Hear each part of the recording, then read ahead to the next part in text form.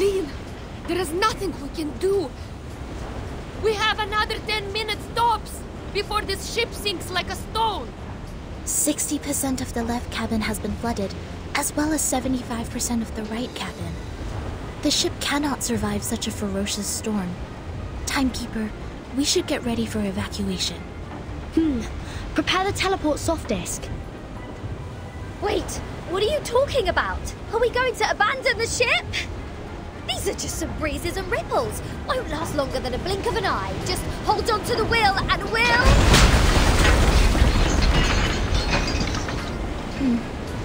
That sounds like the turbine just cracked. Great. So only 2 minutes left.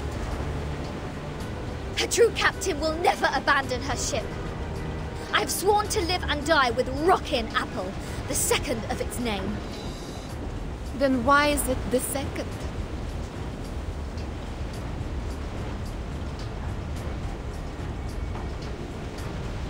Damn it. Sotheby just bought us this ship. I racked my brains to think of all the assurances I could give to get that governess off my back. I think it's better for us to embrace the fact that all things would come to an end, Captain. Sometimes, deserting is to leave for another battlefield.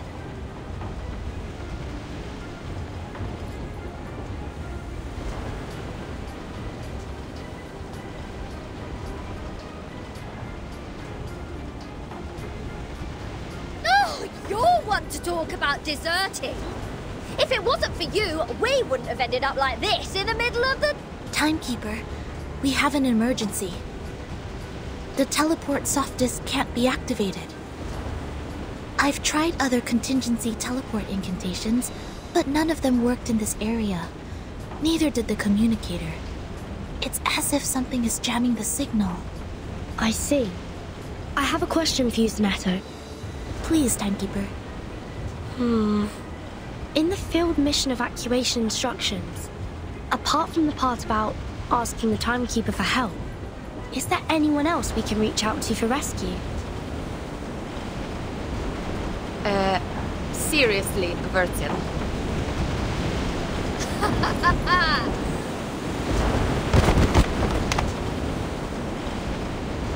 I see what's going on now. This is a trap! And you are behind all this. It is you who played that nonsense travel note from 1999 and lured us into this random sea in order to torture us, afflict us, and now feed us to the fish.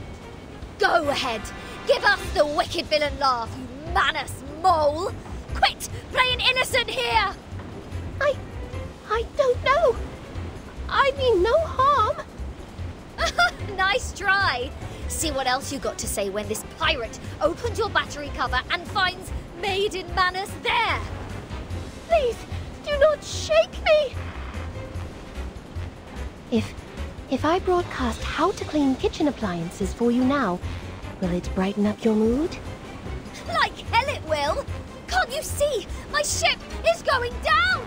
Along with my record collection and your battery cover to the bottom of the sea for good! Even John Lennon can't do anything about it now. I'm terribly sorry. I can't see. I could only touch, hear, and imagine. How about this program? Lesson 101, the express route to heaven one shouldn't miss. I think it would serve you better. Oh! I can't stand this anymore. My records, my Dr. Peppers, my pirate radio, my Rockin' Apple the Second! For crying out loud, what have I done to deserve this?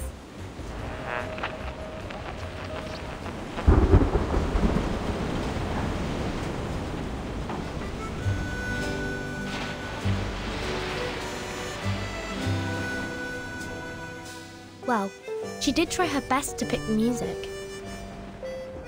Though no one is in the mood, I think this piece is not bad. As to Regulus's question, we need to slightly twiddle this knob. To 1913.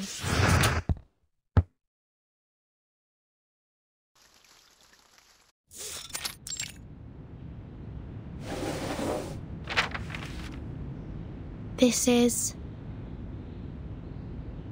the official letter of appointment from the Foundation. Congratulations, Burton. After the long evaluation period and the re-examination, the storm reformation, manpower, and discipline has been officially approved by the Pact's Security Council. Team Timekeeper is now a legitimate, independent department. You are now granted a more flexible autonomy and independent budget.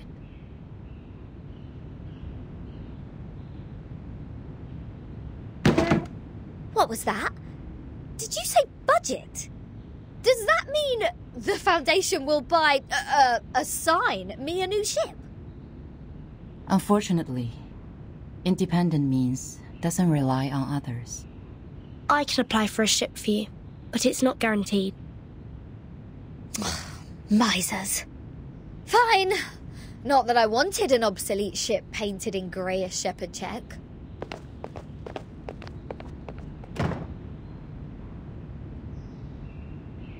However, the price of passing that bill is to let the Foundation keep its authority to discipline unregistered arcanists. The arcanists who have been and will be assigned to Timekeeper's team will be put through a risk assessment procedure carried out by the Foundation. Those who are in lower risk categories only need to receive primary artificial subnebulism training, while the high-risk ones will go to the School of Discipline. But I will make sure they will be registered as members of Team Timekeeper when they enroll. I see. I have only one question. Are you still our point of contact for the Foundation, Madam Z? Yes, of course. Then I have no further questions.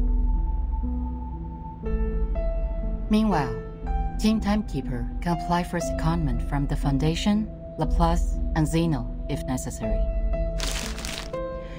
You can check this file for more details.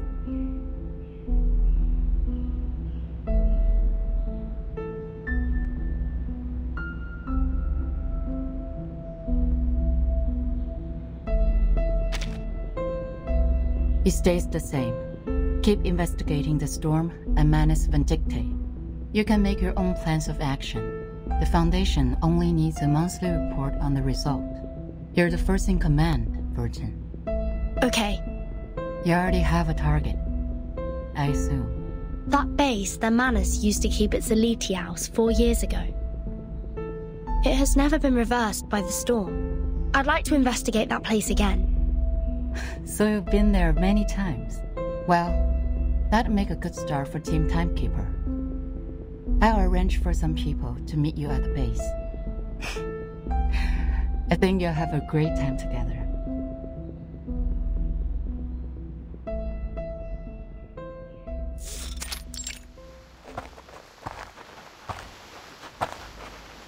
The fog is thick here.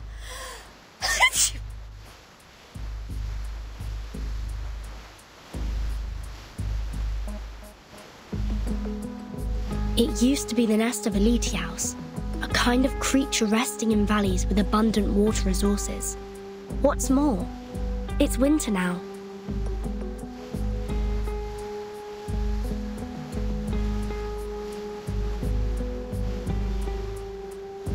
So why do I have to be the errand girl?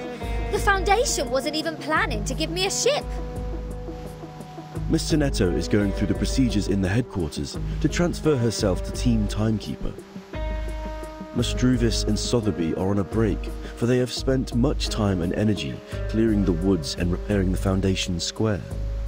Miss Lilia has been given an administrative penalty because she broke into the rehabilitation center not long ago. This leads us to the current situation, where only the captain and this apple are able to act freely. What? So in the end, was I, the renowned rocking pirate, the only one who didn't cause any damage to the Foundation buildings? Ugh! I have never felt so humiliated in my life! You're not planning on destroying this place now, are you, Regulus? No. Huh? Hey, see who's here? Lilia and a stranger.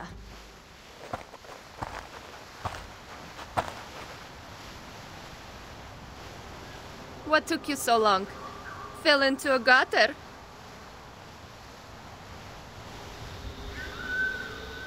Hello, timekeeper. My name is Moisson. My employee ID is SF27602191908238X. I believe Madame Z has told you about me. I am now an official member of your team. Miss Mawson, welcome to the team. Madame Z said you're an excellent tutor in Arcanum. She's too kind to say so. In fact, I have a lot to learn from you.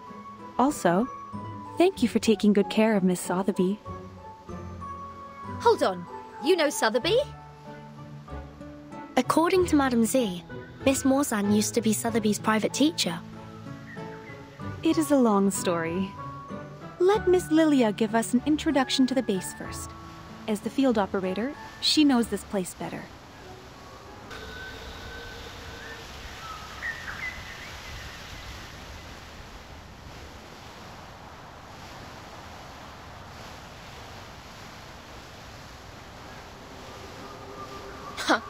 After I got promoted and transferred to the headquarters, those exciting outbound missions have been removed from my schedule. In short, although it's called the base, the only place unaffected by the storm is a narrow, 20-meter-long corridor, no larger than a hunter's lodge. My former fellows had already searched this place from top to bottom. Those Laplace dudes had even sent in their lapdogs to search here inch by inch. Found nothing but some excrement of the Alitius and the dog's own poop. There might be some clues that are invisible.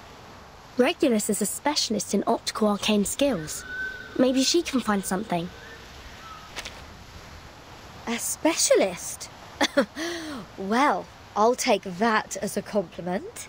But for the record, compared to searching, hiding treasures is more of a pirate's lot. So if it were up to me to hide treasures in this place... Please hold on for a second, Captain Regulus. The fog seems abnormally thick.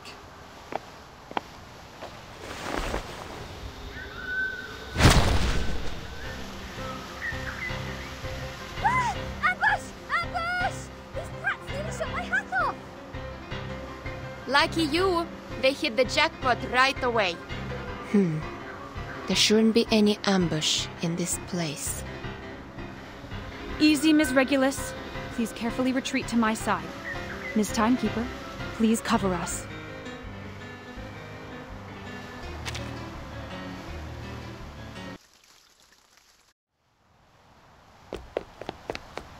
Hold on. It was a misunderstanding, Timekeeper. We attacked to defend ourselves. We are not the enemy.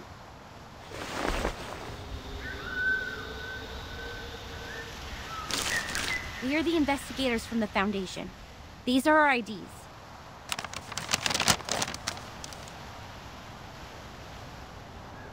The base has been deserted long ago, right? What's the purpose of the investigation now? The outside world has been reversed to 1913.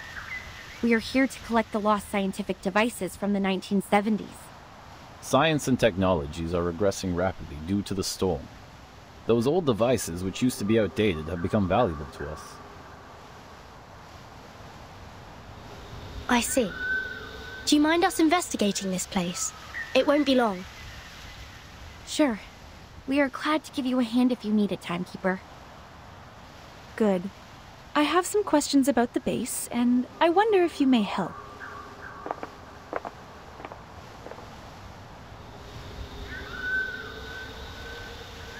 So it was just a mistake.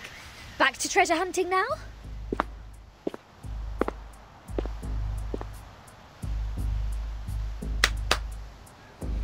Let's see what Zeno and Laplace have left here. Infrared shotgun. Oh, Magalev auto feeder. Kato calibrator.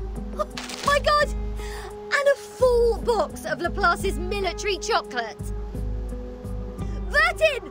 Come check it out! This is all good stuff. solid MREs. Ahem. This pirate with a heart of gold wouldn't mind tasting it for you. I don't mean to rain on your parade, but even dogs won't eat those things. It makes Alitia's excrement smell better in comparison. That being said, to the best of this apple's knowledge, canine animals shouldn't have consumed any food which contains theobromine anyhow. Then can I have it or not? There is nothing to be worried about, since the captain is not an animal of the Canidae family. Well said, as befits the first mate of mine.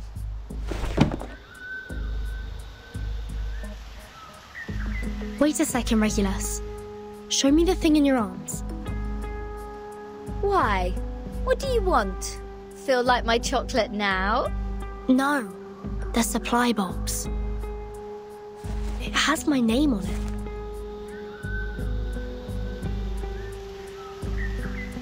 Wow, true. Are there any other Vertin in the Foundation? As far as I know, no one is called by that name but me.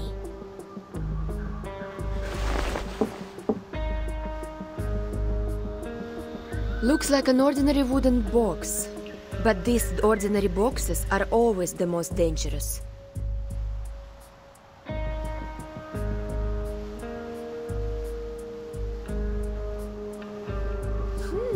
So, turns out we did find something useful in this treasure hunt. It even has Vertin's name on it, like a celebrity autograph. A treasure indeed. Regulus, wait, don't... No one can stop a pirate from opening her fresh trophy!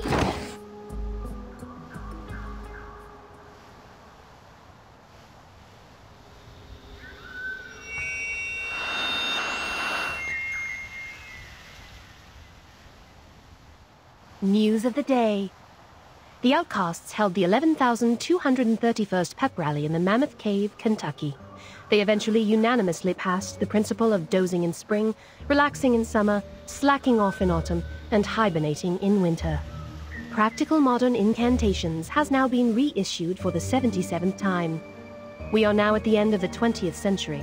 This book still remains the #1 book on the list of Most Regretful Purchase on Classic Score by The New Yorker. Biographer Erd has recently published her latest travel notes, Roaming in a Peyron, which has started a new round of craze for traveling in the Aegean Sea region.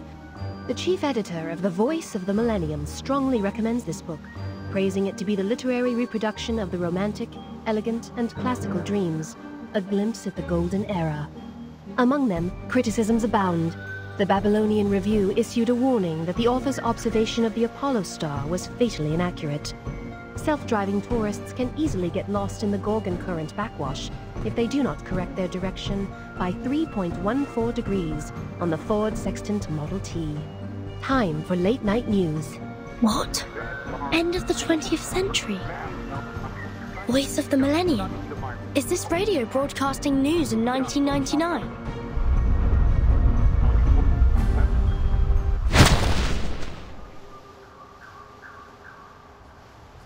Just as I suspected.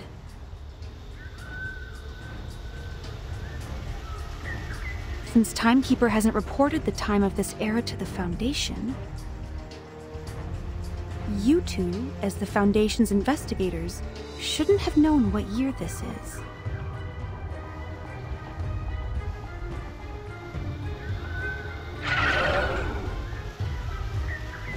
In such pouring rain, time is the best proof of identity. Huh, I get it. Not a bad plot. Miss Morzon, watch your six. Let us help you.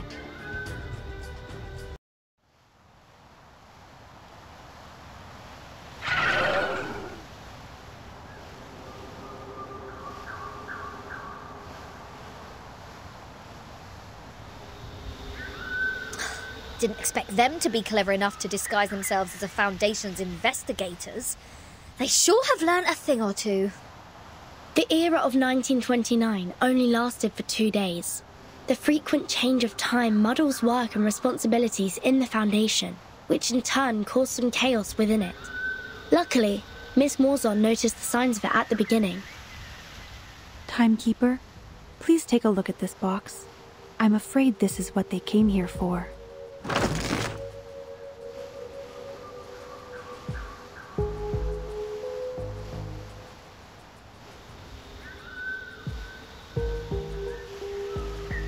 This is... the Manus Master used to stay immune to the storm.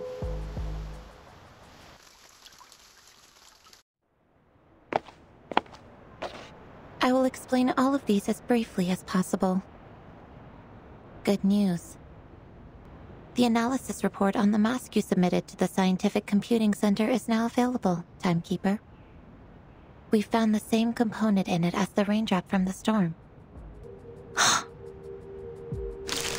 This is a component named asymmetrical nuclide R by the Scientific Computing Center. Its name comes from the bifurcation structure it presents under the Arcanum imaging. The Scientific Computing Center has also run some tests on the samples of the raindrops you previously submitted. After removing all water, mud, human hair, and dandruff within, the remaining unanalyzable component is what we called asymmetrical nuclide R. What a familiar name.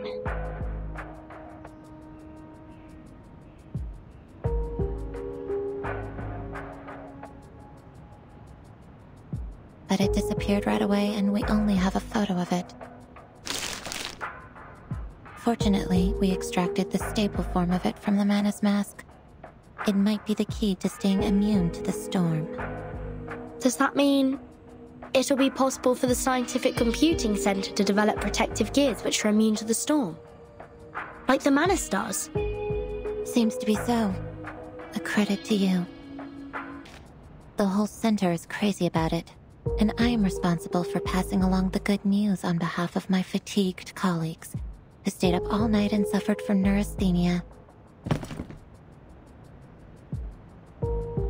We need more samples. This is a sampling device for asymmetrical nuclide R.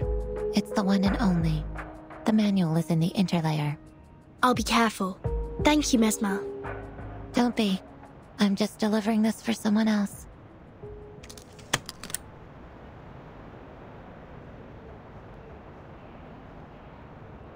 How do you feel now? I'm sorry about what happened in the rehab center. I'm good. It just helped me further verify some factual information about Arcanists. It's just... I thought you weren't one of them, Vertin.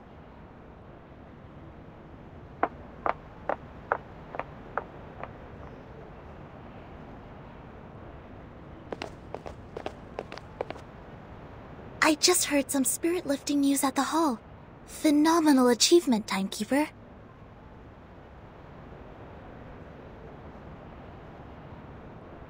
It's a tremendous breakthrough in our fight with Manus Vindictae. Everyone at the headquarters is cheering. Although, I don't know what this component really is. Is it a kind of ritual? Or a unique substance? That'll be the next thing to find out in our investigation, I think. Manus Vindictae always has more information on the storm and how to be immune to it. We've been trying our best to keep up with their progress. Fortunately, now we have another direction. Oh, and these are the files you asked me to search for.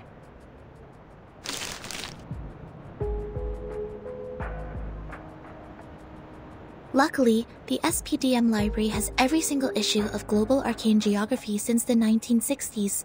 Also, Miss Sotheby accepted your request. Thank you, Sonetto. With these files and the help of Regulus, that should be enough.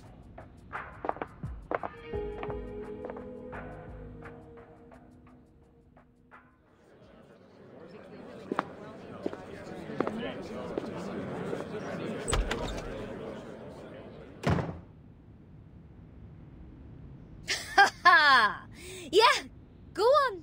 What else do you get except for playing dumb, you cunning flower-headed tin box?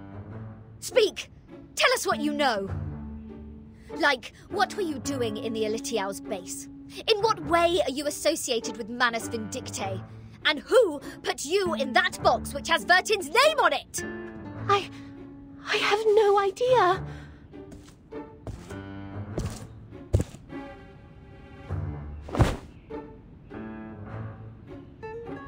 And those ridiculous radio programs, end of the 20th century, voice of the millennium and roaming in a Pyren. Don't waste our time. Otherwise, we have no choice but bathe you with this bottle of vodka. Jeez, do you really mean that? Anything less cruel? Formalin, of course! I never waste my drinks. Yeah, that's more like it. But I really don't know anything. I'm just the receiver of signals. Please believe me. When I woke up, I was already in that box. This interrogation won't get us anywhere. Laplace didn't detect any unusual arcane marks on her. But she was there with those Manus pawns in that base. Say anything you want, she will still be a solid suspect. Yes, I understand what you mean. But for now, the evidence can't support our speculation. A field trip may be helpful, I guess. What's your plan? Will you come with me? I've informed Madame Z. This will be the first official field mission of our team. Sotheby and Druvis are still on leave. They will not take part in this action. While Miss Morzon will stay put in the Foundation's headquarters as our contact. Wait, a field mission? Didn't we just come back from that Elitial base? Besides, where is this field? The Apollo star we just heard about means the sun. The Ford Sextant Model T is an arcane device produced in the early 19th century.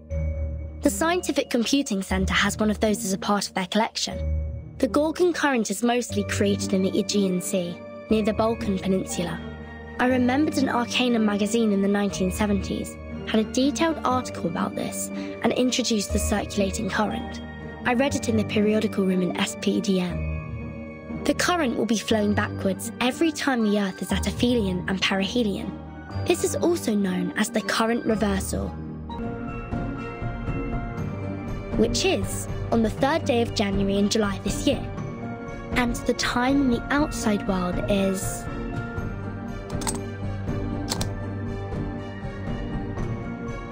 January the 1st, 1914. Are you saying that all those broadcasts are leading us to an actual place? Why? I thought we'd have a nice break after this. Regulus, you've been longing for a ship, haven't you? What if I tell you that I've got you one?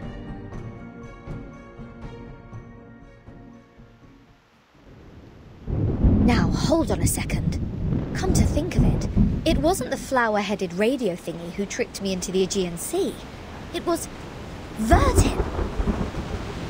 Watch out! The big waves! Let! This is enough! Wait, Lilia! Are you sure about taking off in such stormy weather? This isn't a normal storm. Something is attacking us from the ocean! I need to pull it out! You guys go study that whatever instruction right now.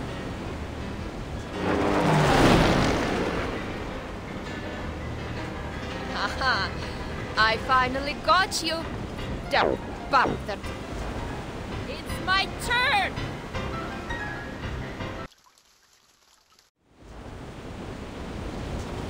Ed è subito sera.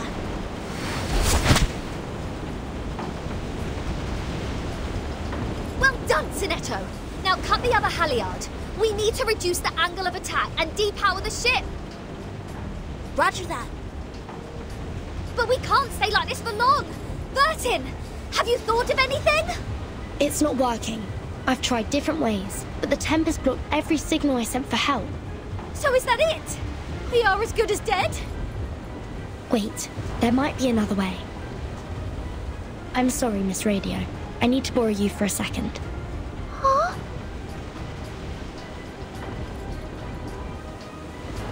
Field Mission Evacuation Instructions, Article 21. Whenever there is an emergency, the field officer may send an SOS code with their wands through any transmission device with round buttons on it. Any Foundation member nearby will provide immediate humanitarian aid. To send the code, please turn the knob 1 time to the right, half to the left, and then 1 time to the right. If you succeed, you shall hear...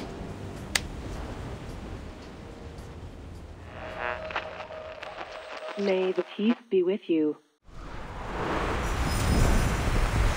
I've never seen such a tremendous ritual.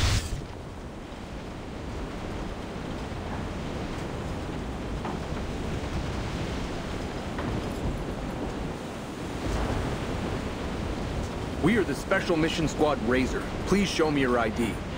Thank you so much. We are... Oh, we know you, Timekeeper. Even in our Special Operations Squad, you have quite a name. It seems you were in big trouble, huh?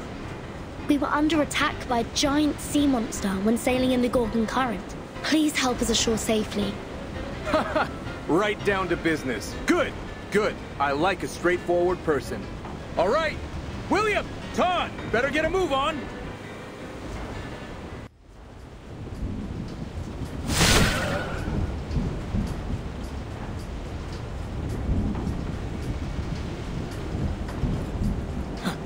Incredible. Is that a full-size Gorgon? I've only read about this ancient sea monster in literatures. Watch out! Its eyes will turn you into stone! There has been no witness report of a Gorgon since the 12th century.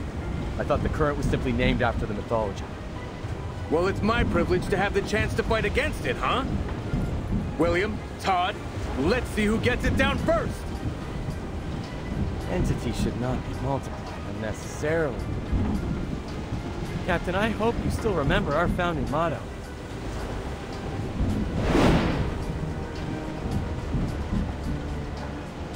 Want to compete with me in speed? Have a try, if you dare. Oh, you have guts and I appreciate it. Bring it on! Speed up, my friends. We need to rush back to the Balkan Peninsula for another mission. Everyone, please wait a minute. The size of the sea monster. It's shrinking. What's happening now? It's gone out of sight. Oh, I have a bad feeling about this. Not good. It's crawling into the cabin. It plans to tear the ship apart from the inside. Everyone watch out!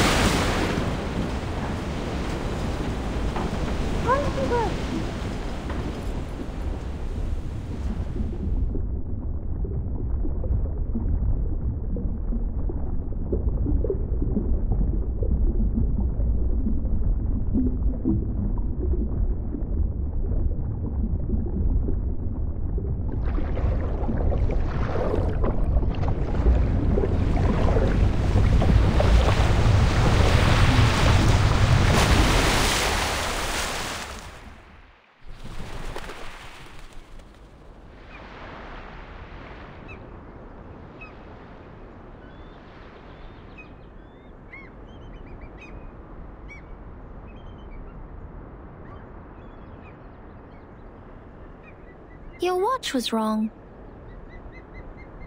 Pardon me? Your watch was wrong. Are you talking about my pocket watch?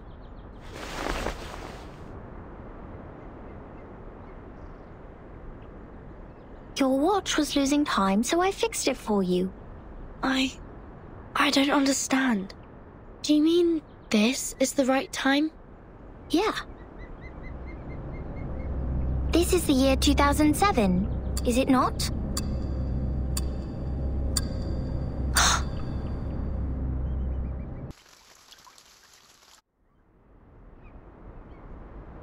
You're saying we're in 2007?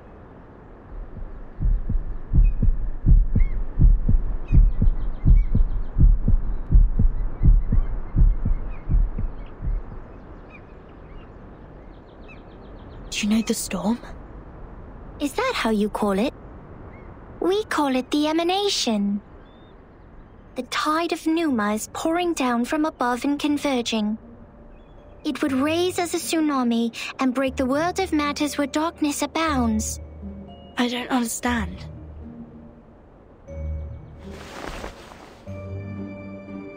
This shouldn't be hard for you to understand. You are also a real number. I am 37. What's your number? I'm Vertin. No. I'm asking your number. The scripture says only the people who are still in search of their essences would identify themselves by a combination of meaningless phonetic symbols. Well, so you don't know your number yet. Just like Sophia.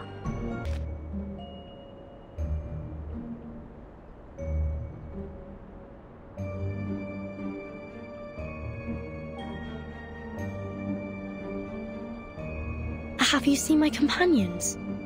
Yes. Are you looking for the integer or the fraction? Or the irrational number? Or the imaginary number? What? Integers are the living example of virtues. Fractions can be understood through specific means. Irrational numbers are the free spirits, while imaginary numbers are the existence which doesn't belong to this dimension of the number axis. Which one are you looking for? I'll ask something else instead. What is this place? Island. What island? Have you seen another island? Maybe another question. Did a biographer named Erd visit here before?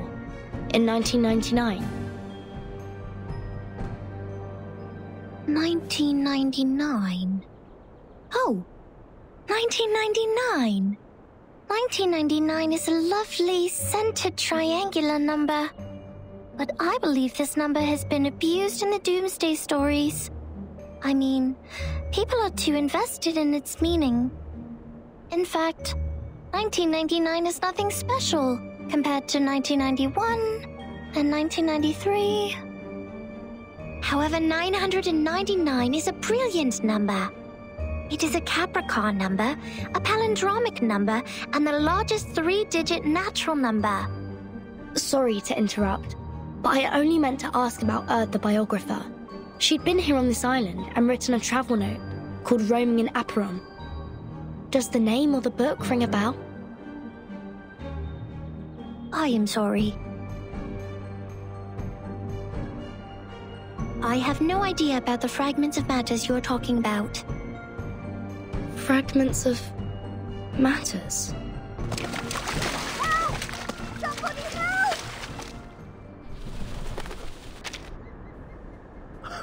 Captain, you should go. This apple's arm has... No!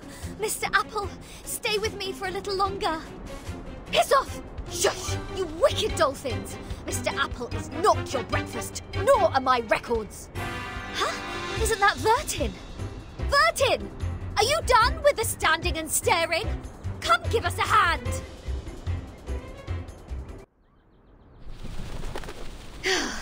Thank God you are here, Vertin. Mr. Apple and I were this close to being made a stargazy pie by these clever bastards and served to the dinner table. You've also been incredibly helpful, Regulus. Is that so? Like how? You rebuild my confidence in communicating with people. Have you seen Sonetta and the others? No, I woke up on a dolphin's back. Thought they had saved my life at first and was quite grateful to them, but the next moment they just started all the beating and biting. They think you are an irrational number. That's why they bit you. Whoa! This little lady made me jump. Vertin, who is this long-haired stranger? Timekeeper. Thank goodness you are all safe and sound. Lilia's on her way. Now we only need to find the captain and his team members.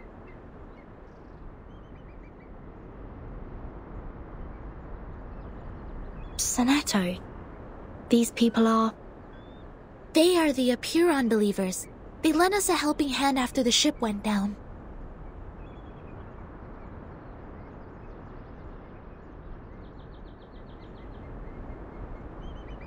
Not at all. An integer is under an obligation to help his kind. Miss Sonetto, have you found your friends? Yes, only the members of the Razor Squad are still missing. They also belong to the St. Pavlov Foundation like we do. Imaginary numbers are not of our concern. Imaginary numbers? You should not linger here if you have already found your lost friends. We will provide a boat for you to leave. Our school of thought does not accommodate uninvited guests. Wait! We have something to... What if we know about the emanation?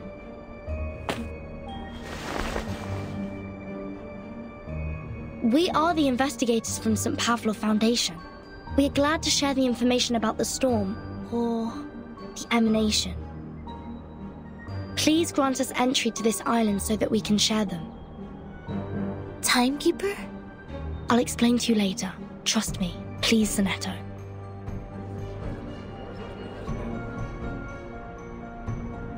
Come this way. We will talk. However, only integers and fractions are welcomed here.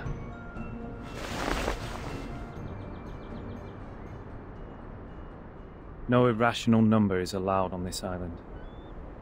Throw her into the sea. Huh? Wait. Now hold 1 second. I said hold!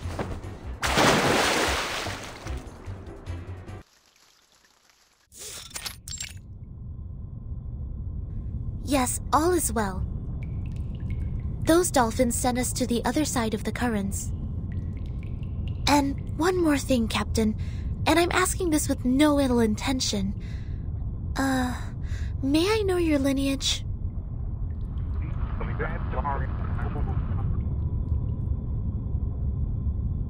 Thank you. I wish your next mission would be trouble-free too.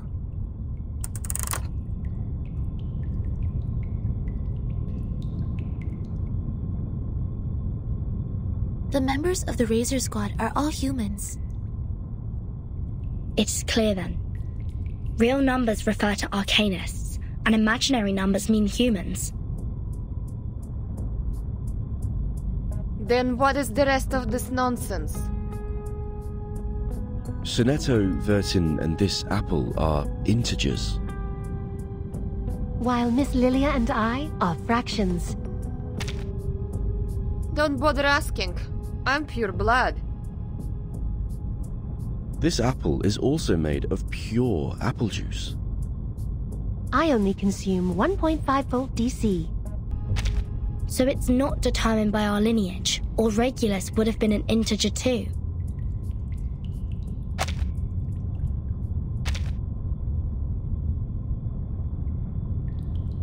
So why on earth am I the irrational number? Why only me?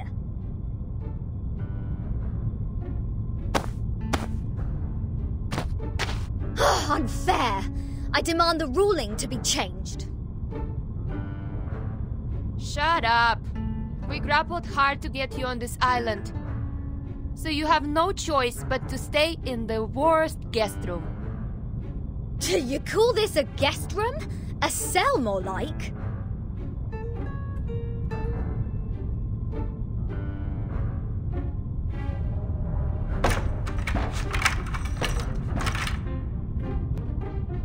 Perhaps this piece of news will cheer you up. We are prisoners in the world, and our body is the cage of the soul. Oh, cut me a break. Might as well play us some rock music.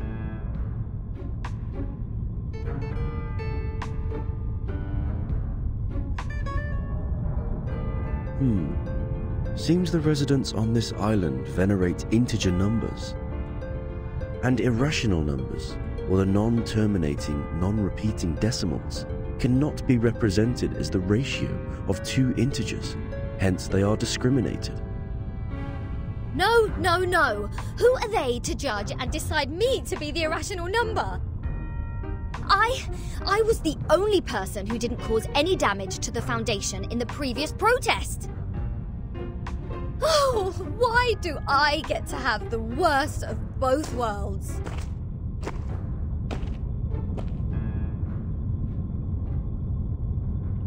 I've requested information from Ms. Moisson about Apiron, but it will take some time for the files to come in.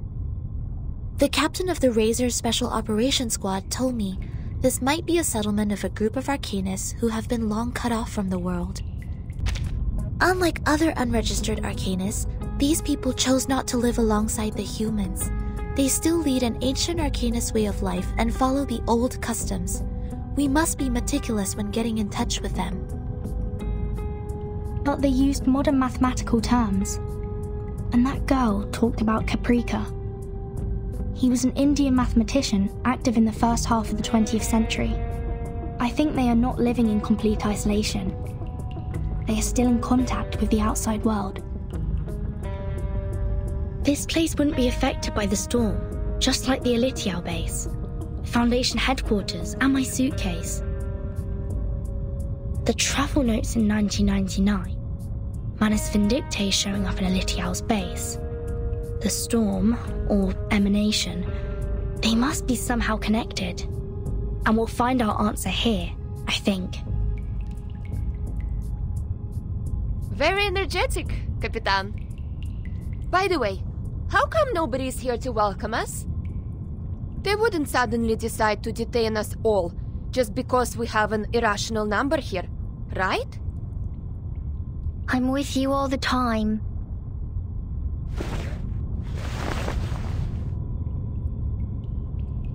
Six asked me to welcome you. Oh, scared me again. What were you doing hiding in the corner? Because it seemed you were in the middle of proving a conjecture.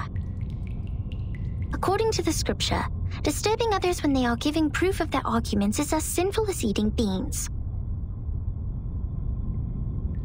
I don't want to be bound to the rocks of the Caucasus Mountain and have vultures eat my eyes after my death. Eating beans? Eating beans is the sin of sins. The biggest, worst, and ugliest crime. People eating beans will never transmigrate. They deserve nothing but eternal punishment. What? Are you serious? Is this rule only for soybeans? What about broad beans, snow peas, chickpeas? And what does it say about other bean-based products? Beans are beans. You're funny. This doesn't even make sense. By this logic, aren't the coffee drinkers going to rot in hell? I happen to have a box of coffee beans in my bag.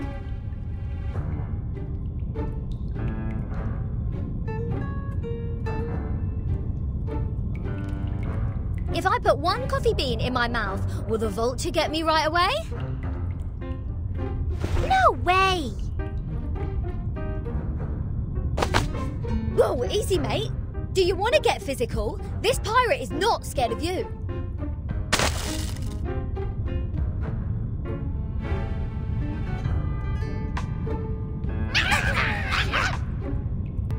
That's not fair! The critters are coming to your aid! This is not good. We need to separate them.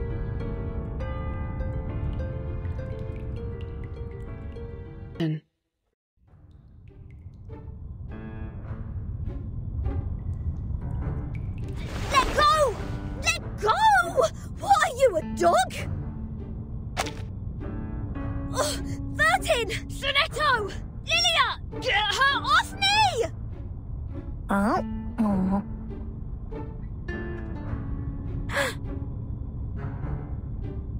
What is going on here? 37, let go of the guest's head. Now.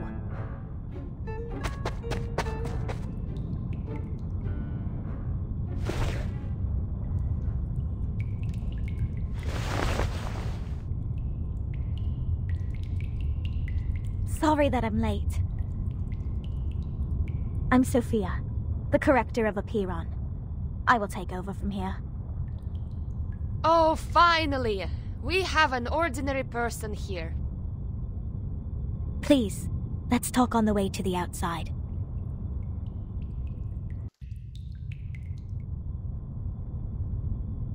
We believe everything can be translated into numbers. Things are made up of numbers, and mathematics is the key to opening the gate of truth. It is like the fire that lifts us from the darkness. This world may decay in time, but numbers will transcend the limit placed for all other things in existence. And if one can take up the challenges and improve oneself with practice, they may clear their thoughts and find out their truth.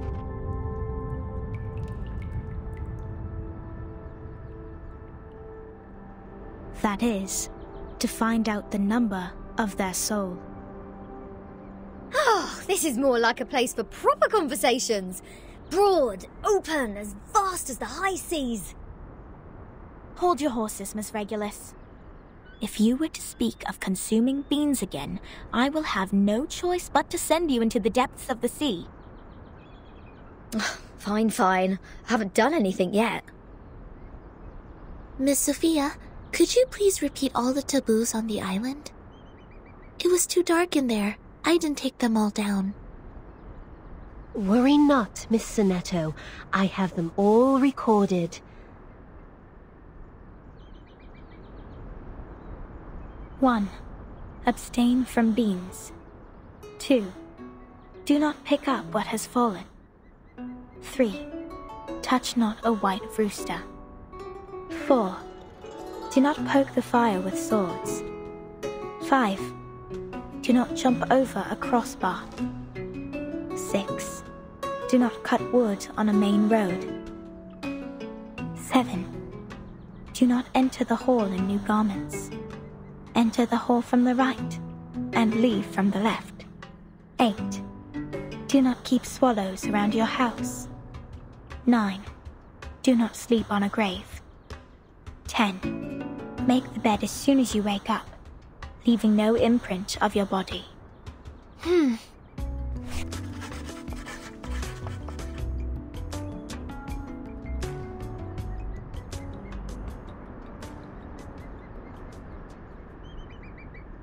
What strange obsessions are these? Even the police in London would be less officious. This is an archaic arcanist group we're dealing with. I assume they have their own reason for these. But what else are we going to do if we can't pick up the things on the ground? Just let it rot? Oh, this doesn't even make sense. You are indeed an irrational number.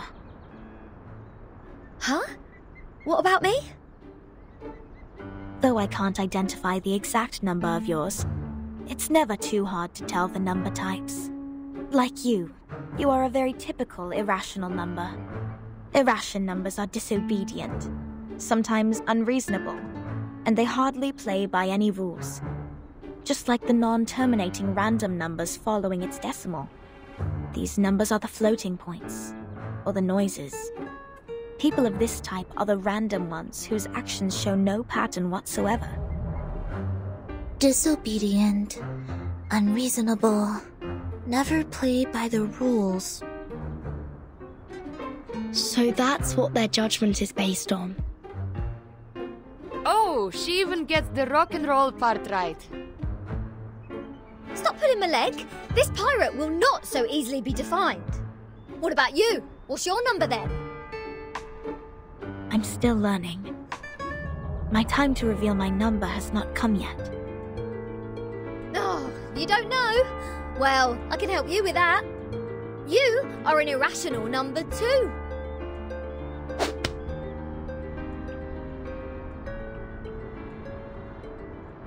Ouch! What is this? A grape? Huh. A perfect parabola.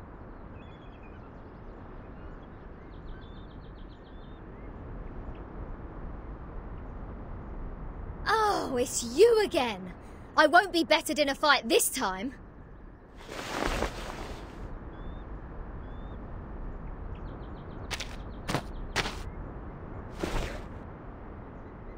"37? Shouldn't you be off preparing for the doctrinal meeting?" 6 asked me to take care of our guests. But I'm usually the one who receives the guests. Engaging with strangers might be a little difficult for you. There's no causal link in these two events. People always bother you with trifles only because you're fine with it. Do not sleep on a grave, and do not cut wood on a main road.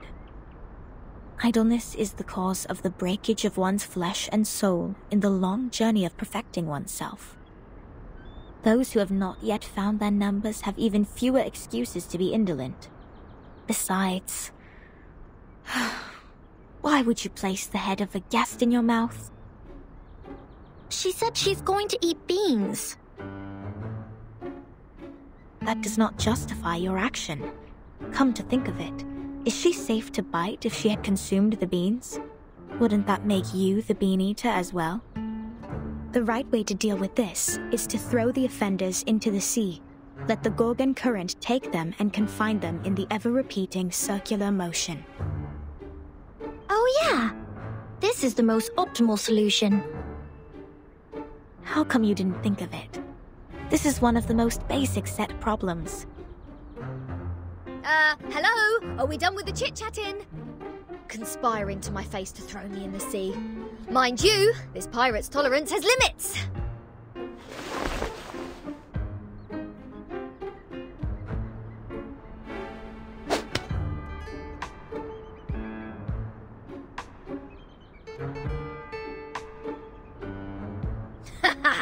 Right in the bullseye. What? What's that look on your faces? An eye for an eye, a tooth for a tooth. I didn't start this. Regulus, did you just pick up the grape that 37 threw at you earlier from the ground? Did you just violate the rule of not to pick up what has fallen? What?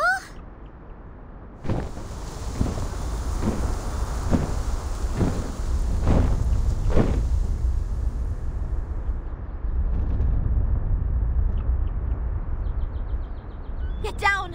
Abraxas incoming! It will take the offenders with it! Chicken's head and 2 snakes as a feet. What? What on earth is that? This is not good. They seem dangerous. Regulus, come to my side.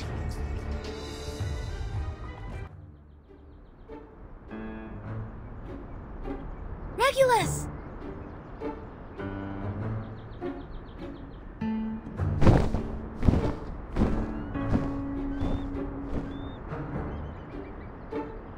Captain! I can't leave her alone. This apple shall follow her.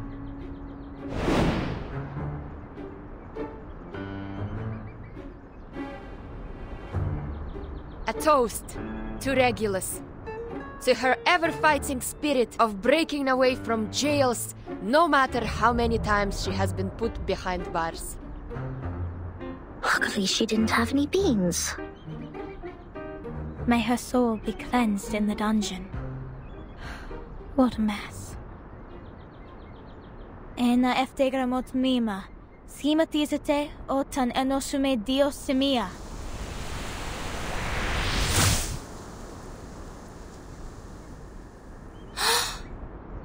Timekeeper, did you see that? The arcane skills cast by the congregation on this island are very different from those we have seen. Mr. Apple is with Regulus.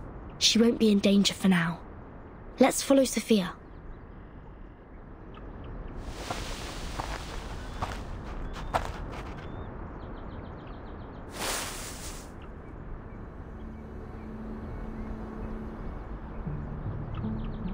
We have wasted too much time on unnecessary matters. Miss Furton, this is the place you've journeyed to visit. The Hall of Apiron. This is where we share our knowledge of Numa, which is also the storm you've been referring to.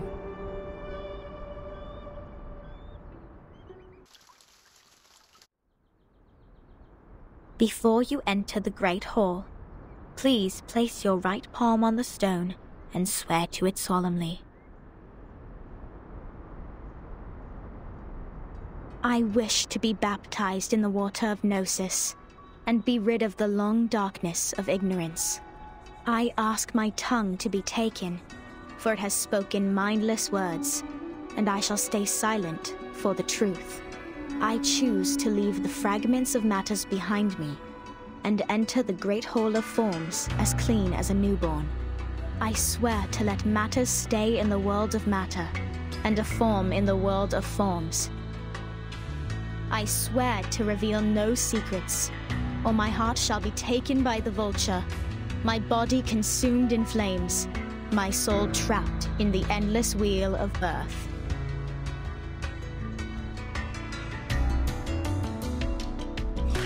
Now, knock 3 times on the stone. Put on these ceremonial dresses. That be all. Remember to enter the hall from the right and leave from the left. You are the humblest audience here, hence not allowed to speak. Please, stay quiet and keep the secrets you heard at heart. I will arrange your meeting with 6 after this. No problem. Miss Sophia, could you give us some privacy? Please, enjoy. I have nothing more to say.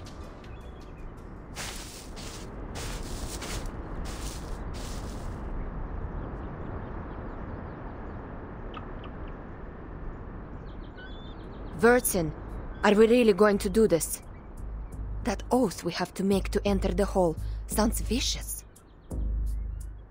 To stay quiet and keep the secrets. It's similar to the training we once received. I can go inside on behalf of Timekeeper. No, I'll come with you, Sonetto. But I can't sense any sign of arcane skill on this stone. The oath is more of a formality than a curse. The warning is lifted then? But when Sophia repaired the floor in front of us with her arcane skill, there's no fluctuation of arcane power either. I can't even sense the slightest signs. It's either a kind of arcane skills we're not able to detect, or the moment we stepped onto this island, we've been trapped in a tremendous ritual. That's to say, any arcanum used on this island is only a part of this giant flow. We don't know where this flow is leading us. We know nothing about it. It's too perilous, Timekeeper. I know, Sonetto. But as long as we obey their rules, we won't get into other trouble. The doctrine of the Apparin is to live in solitude and seek nothing but the truth. In fact, they've never been aggressive towards us. I think of this differently. Think, the pure-blood arcanist community, the unknown arcanum power, and the obsession with certain knowledge or identity. Sound familiar? Yet, we haven't spotted any traces of the Manus here. Manus Vindictae is like the rat living in the gutter. I don't think they will let go such a favorable chance. Which means we need to find out the truth. I believe in Timekeeper.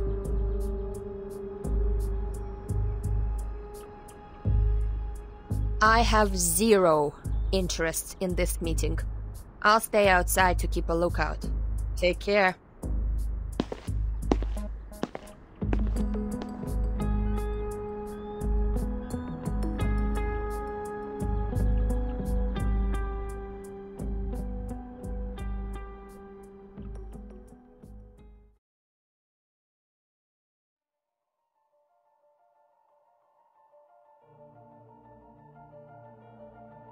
I wish to be baptized in the water of Gnosis and be rid of the long darkness of ignorance. I ask my tongue to be taken, for it has spoken mindless words, and I shall stay silent for the truth. I choose to leave the fragments of matters behind me and enter the great hall of forms as clean as a newborn. I swear to let matter stay in the world of matter, and a form in the world of forms. I swear to reveal no secrets, or my heart shall be taken by the vulture, my body consumed in flames, my soul trapped in the endless wheel of birth.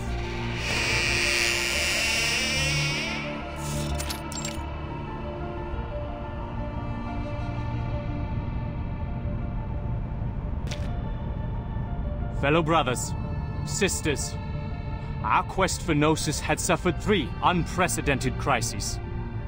First was the discovery of irrational numbers, and then the creation of imaginary numbers. Last was the loss of the grand unification of different lineages. The truth was buried, and history was rewritten. But the emanation is not a crisis. Instead, it's our last salvation. The supreme existence has once again shown itself to us. The door to the everlasting transcendent world of forms has opened once again.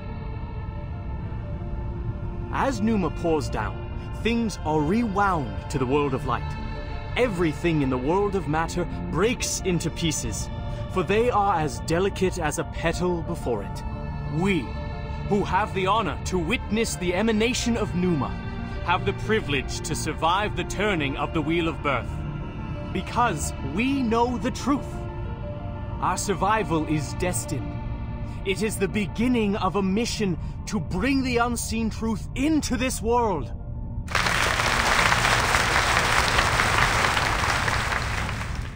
Thank you.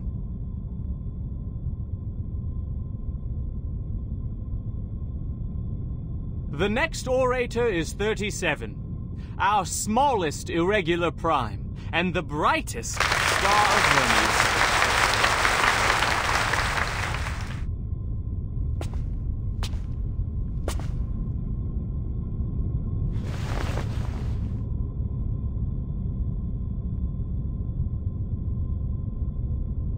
The emanation in 1929 only lasted for 2 days.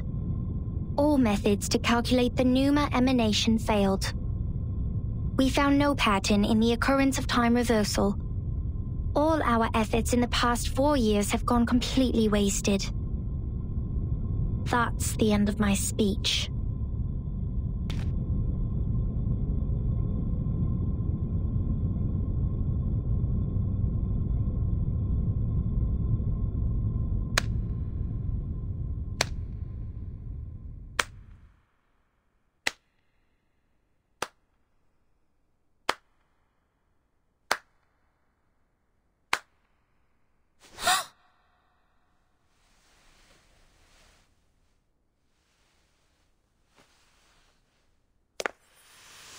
Regna sereno, intenso ed infinito.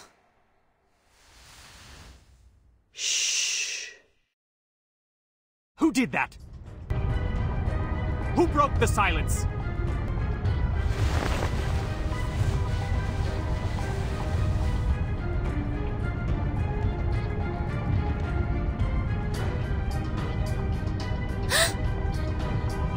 Sorry, Timekeeper. I just... Get ready to run, Sonetto. The Abraxases are coming.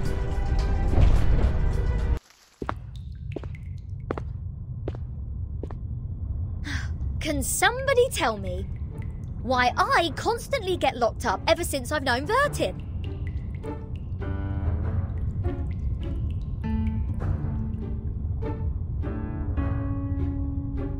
First locked up in a suitcase, then a Foundation cell, now this!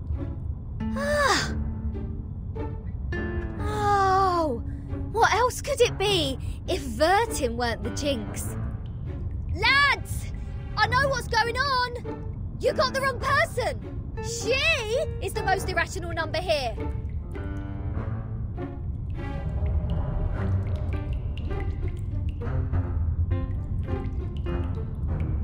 I'm knocked.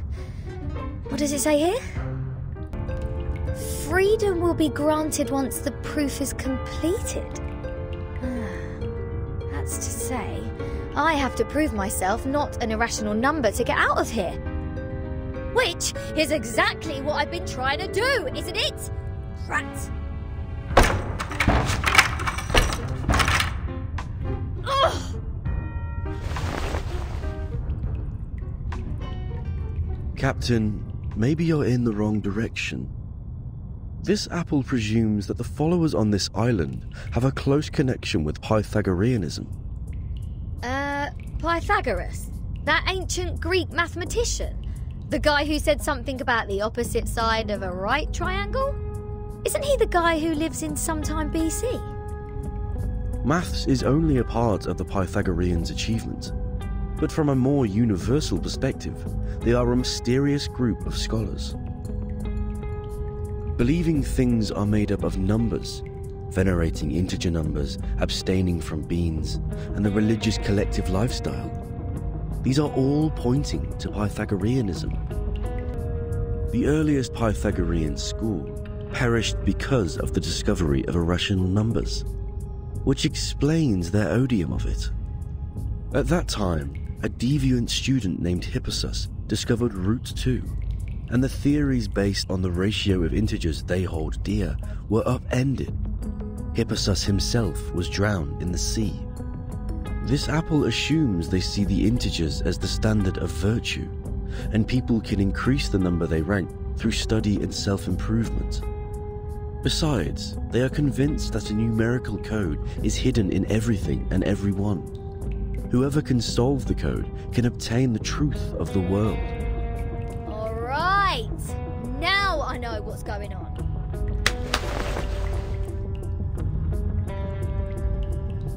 This pirate has had enough of this moral standard, which is obviously prudish, backward, and lacks humanitarian spirit. I'm going to tackle the root cause of this misfortune.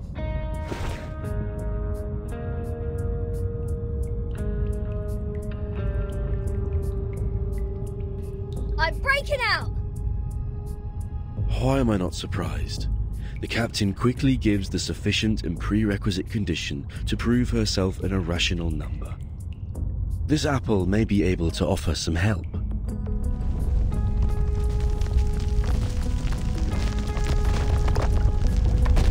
What's happening? An earthquake?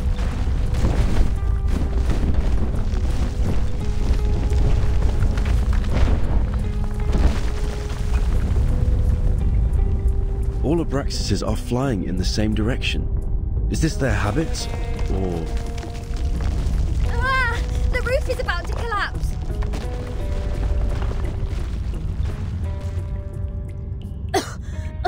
So far, this place has made the London Juvenile Detention Centre a heaven on earth.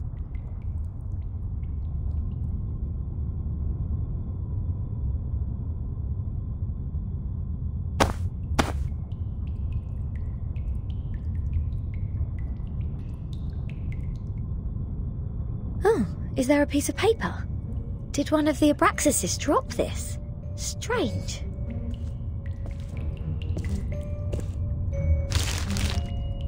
The unsolvable puzzle. Is this a math problem? 0.4, 0.7, 1, 1.6, 2.8, 5.2, 10 and 19.6.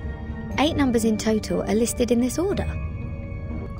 There are 8 symbols below, respectively representing the Sun, Mercury, Venus, Earth, Mars, Jupiter, Saturn and Uranus. Maybe it is a hint that we should fill the symbols in the blank box after the numbers. That sign says to complete the proof. Does it mean to solve this puzzle? Ha! How unsolvable can it be? Clearly, each of these 8 numbers should represent one planet. We can easily find the missing planet by trying them one by one. And our Mr. Apple here is the king of the Times crossword. Yes? I think there is a difference between this and a crossword.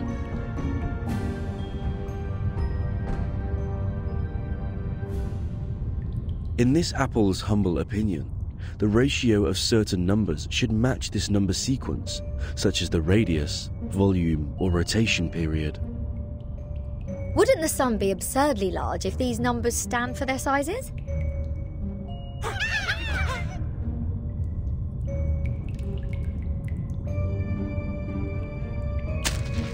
Hey! The underground critters are back!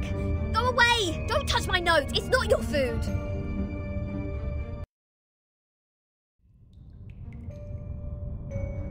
Hold on please, Captain. Seems like the critters are trying to tell us something.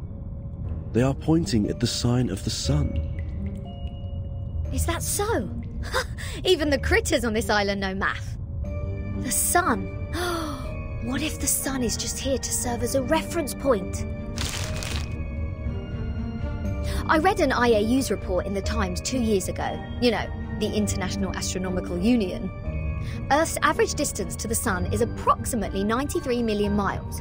As for Mercury, the average distance is 36 million, and Venus 67 billion miles.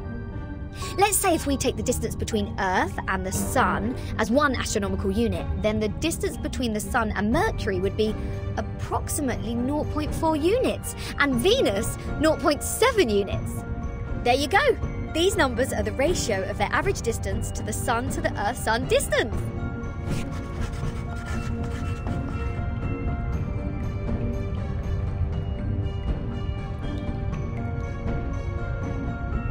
The average distance from Mars to the Sun is about 142 million miles, Jupiter about 484 million miles, Saturn 886 million miles, and Uranus 1.786 billion miles.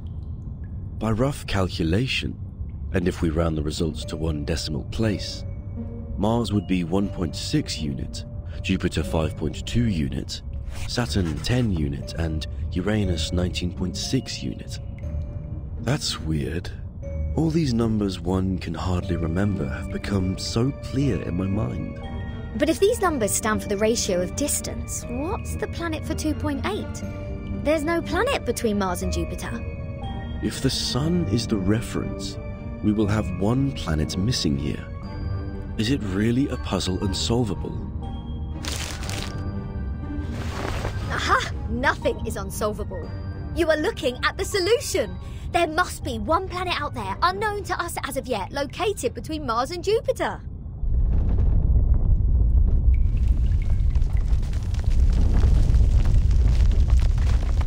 What now?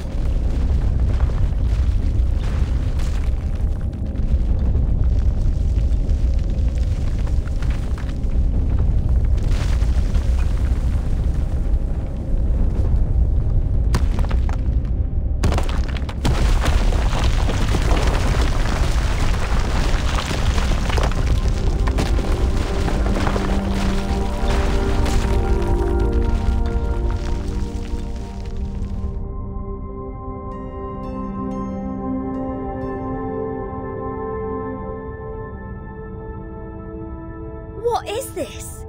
A celestial body, which I have never seen before.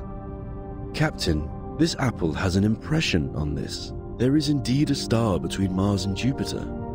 It is called the Ceres, discovered by Piazzi Giuseppe, an Italian priest in 1801. Ceres? Did we just validate its existence? Is the universe truly arranged according to this sequence? Could this be the ultimate key of everything? Regulus! Regulus!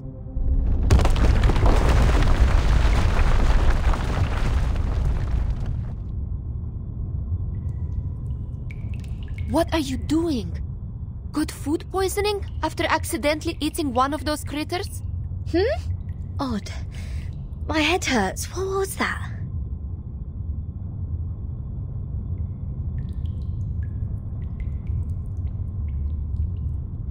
I'll make it short.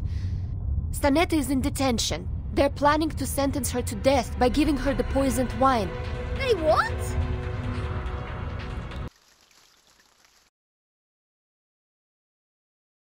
An old admonition is engraved here. Let no one ignorant of geometry or the irrational numbers enter. 37 told me you are the integers. She's the genius kissed by the god of truth. She can see our numbers and has never made a mistake. But I don't understand. Why would you break the silence at the meeting?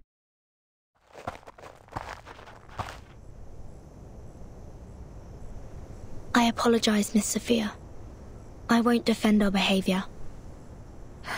You may save that apology for later. If you can persuade more than half of the people to vote for your friend's commutation, perhaps she won't be sentenced to death. I have gathered some case files from the past. I hope it will be of some help.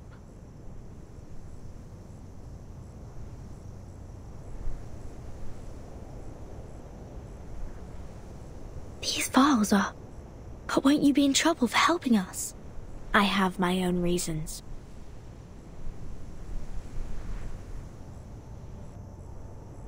Integers are the living example of virtues, the standard of purification.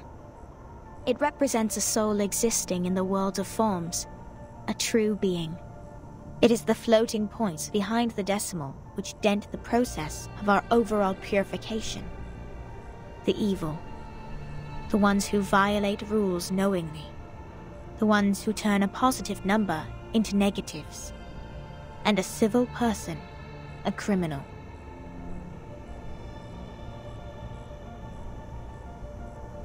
If integers like you would lose your life over some unintentional mistakes, wouldn't it be a great shame? Besides, I can't stand the idea of you being killed in front of me. Not rigorous.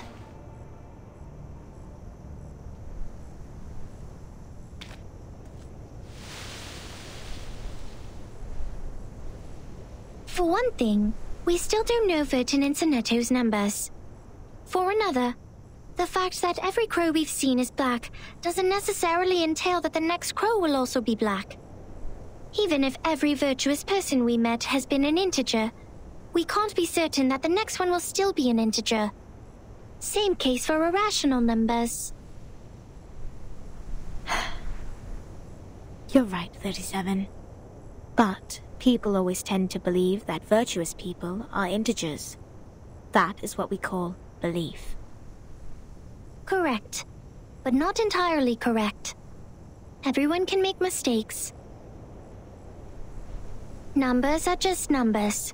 They are not associated with virtues. Unlike me, you're always right, 37. I don't know what differs us.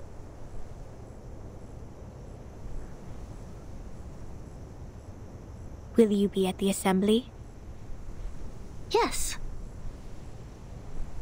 Then I will leave them with you. I'm not qualified to set foot in the Hall of Truth. I have done poorly in receiving the guests. I will ask 6 for my punishment after the assembly. Huh?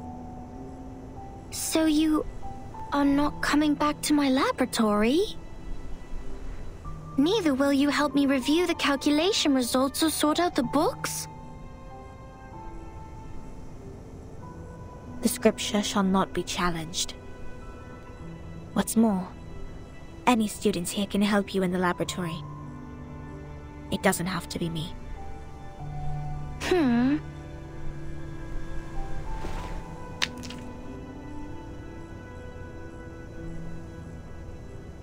Had I known, I would have let someone else welcome Vertin and her friends.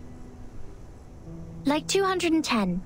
He loves to brag to young ladies so much that he would take the punishment willingly, right? You were that someone else who was assigned to receive them in the first place.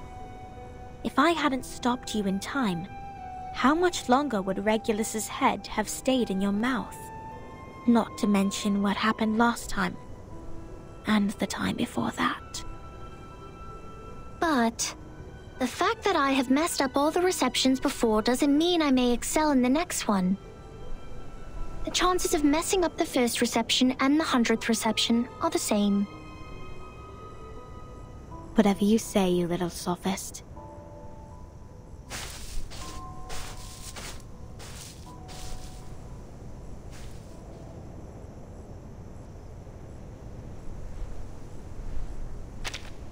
Everyone says so. But compliments won't help her find her number.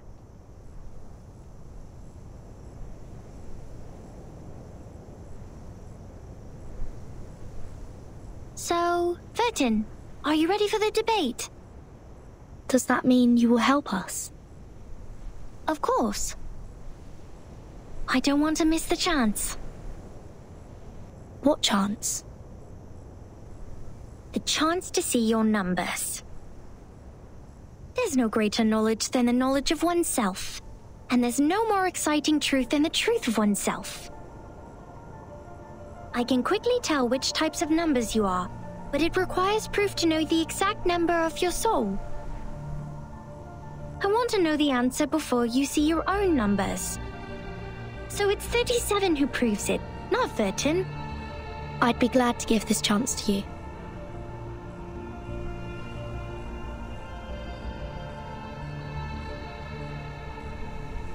That's boring. Let's go, Vertin. The assembly's about to start.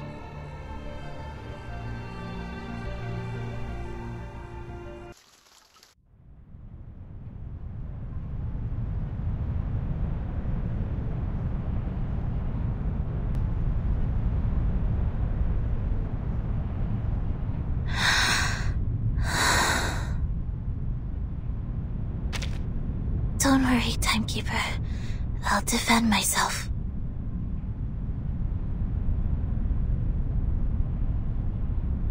Back in the Foundation, I once won a public debate of a similar nature. This is my duty. I won't let it get in the way of the team's investigation. Sonetto.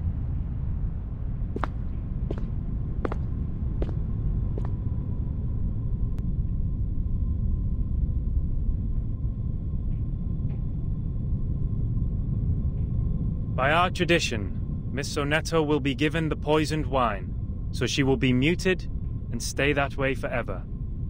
However, Sophia raised her objection against the decision.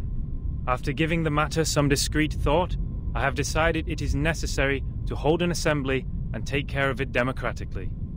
Those of you who agree to the death sentence may remain seated. Those of you who wish to commute Miss Sonetto's punishment, please put your pebble into the pot in the middle of the hall. Now, Miss Sonetto, Miss Vertin, you may defend yourselves. Until the sand in this hourglass falls to the bottom.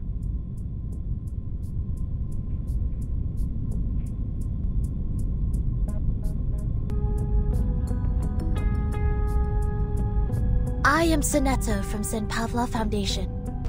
I wish all the honorable audiences here would lend me their ears to hear my defense as a humanitarian gesture. What number are you?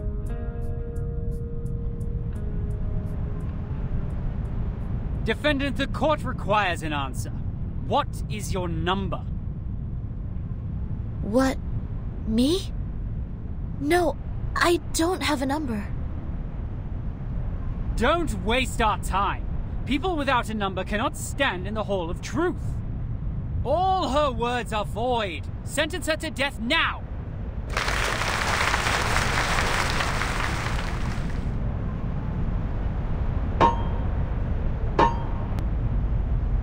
'42's argument is valid. Defenders, what do you wish to contend? What? It's valid?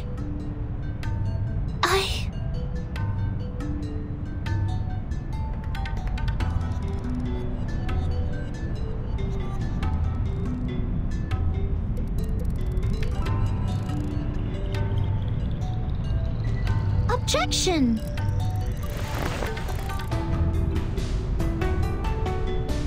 According to the record, the last time we inflicted severe punishment was in 1980 to a visitor who ate beans. He ate a carbuncle that feeds on beans. Then he was sentenced to death according to the said theory. In our scripture, eating beans is the most evil sin, which undoubtedly fits the most severe punishment. But if we are now executing people for breaking the silence at the assembly, how would it reflect our attitude towards the consumption of beans? Has the latter become less sinful? I suggest Sonetto's punishment to be commuted. A good argument. 37's argument is deemed valid. The debate will continue.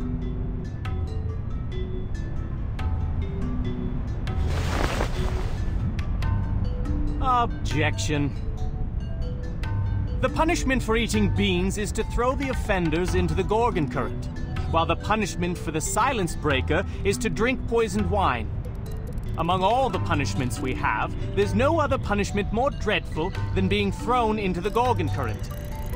Because eternity and infinity are the two things we have the least knowledge of, which makes them the most ghastly punishments among all. Giving her the poisoned wine doesn't make the consumption of beans less sinful. Her argument is invalid.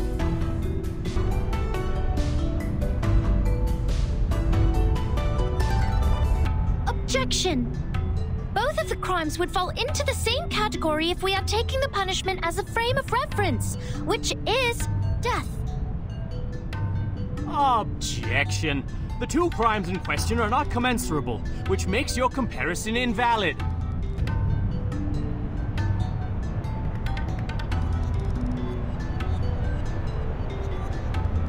What's this? I'm completely lost in this irrational debate. I see. So that's how it works. Timekeeper? Relax. I will help you.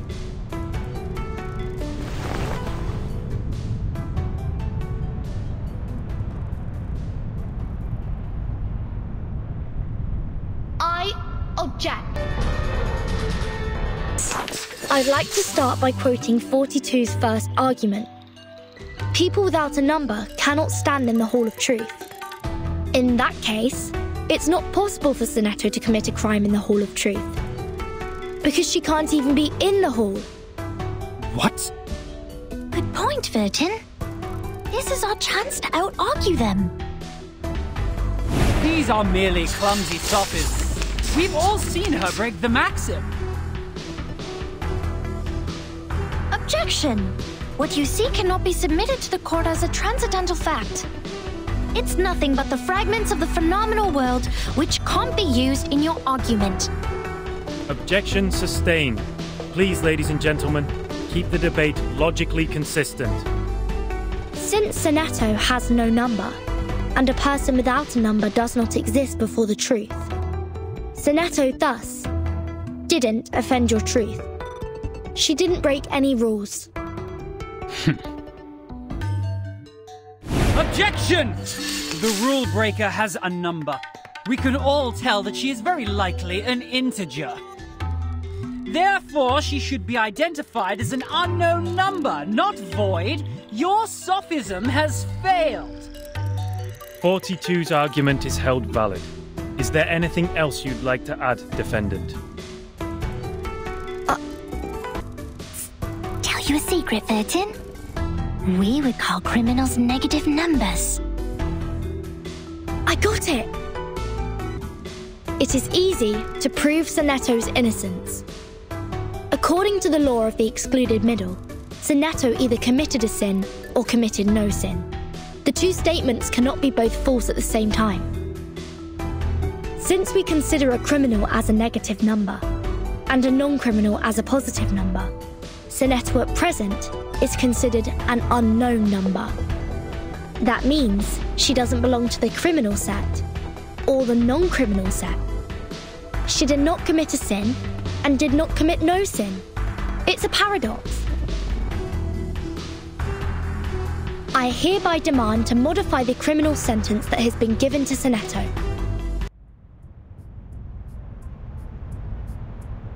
The law of excluded middle. A good sophism. Good for you to create a paradox from one sentence of my argument. But pitifully, you've made a fatal mistake.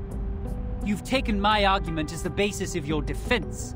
I said people without a number should be expelled from the Hall of Truth. You don't have a number either, Miss Outsider.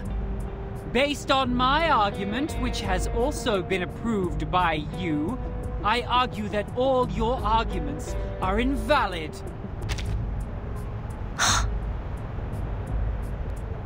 There's no time left. 13 has a number. I saw it.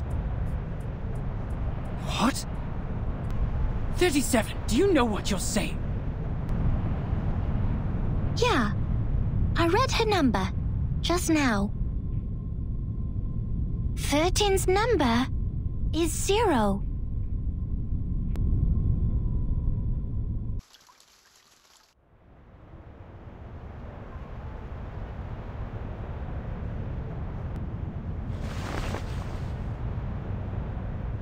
"37. You just said Vertin's number is 0. Do you know what it means?" Very clearly. Would you be able to submit proof to Apeiron? No problem.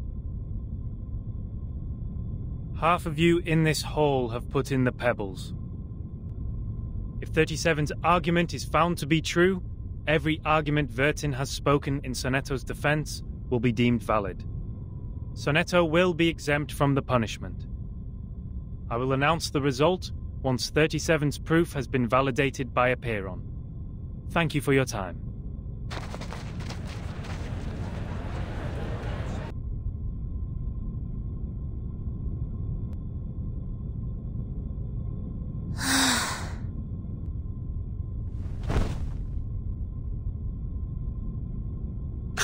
Sonetto!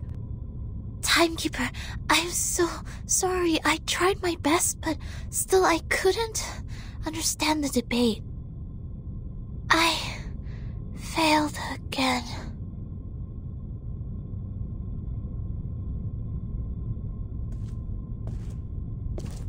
What happened to her? Come here, little girl.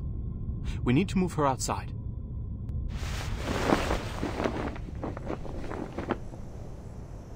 Lie her down on the ground and wipe her palm and feet with dew and peppermint oil. That would be okay.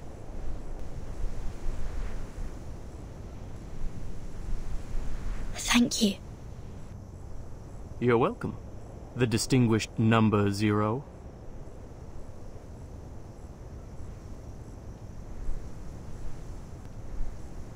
I'm kidding. I'm 210. Well, instead of the number, I prefer people call me the rhetorician. I've heard your preachment. Pretty demagogic. That's how logic works. With logic, I can prove that you'd cease to exist in the next moment, or that there are no other people in this world except me. Achilles can never outrun a tortoise, and a flying arrow is forever motionless. This debate is nothing but meaningless wordplay. That pacifist let you off this time. 6. A perfect number indeed. For he knows the benefit of reconciliation. Who wants to have blood on their hands and be devoured by the cycle of hatred? Yet it's a torture for any intelligent mind to hear such an immature debate. Can you feel the suffering of our leader now? I'm sorry. No apology needed, Miss Outsider. I also feel sorry for your pain.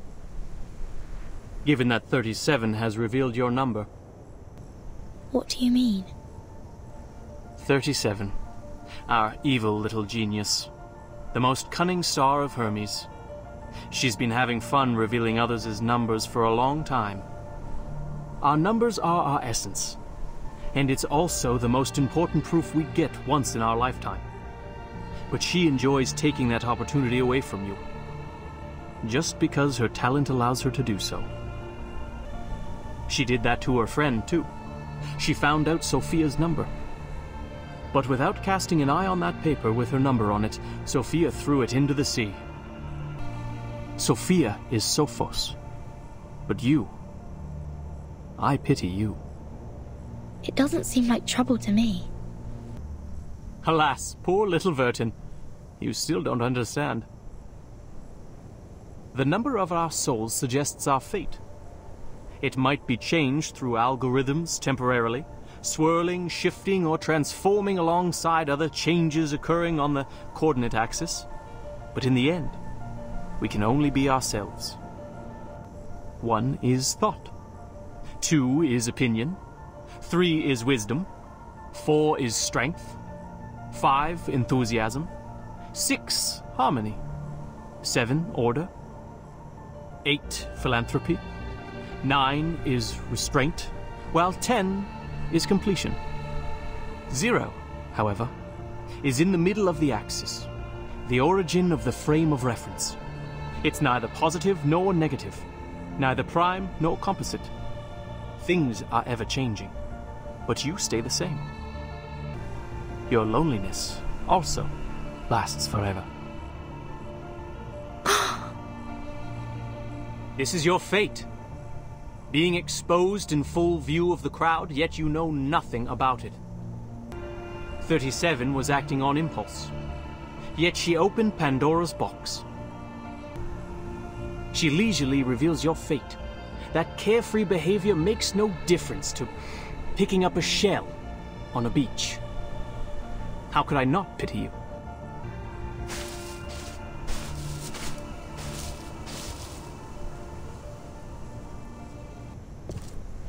Ms. Verton. 37's proof has passed the review. Your friend will now be exempt from the punishment for violating the rules. However, she has to take some catch-up lessons on the scripture. Please, meet me at the hall tomorrow at noon. I would have words with you.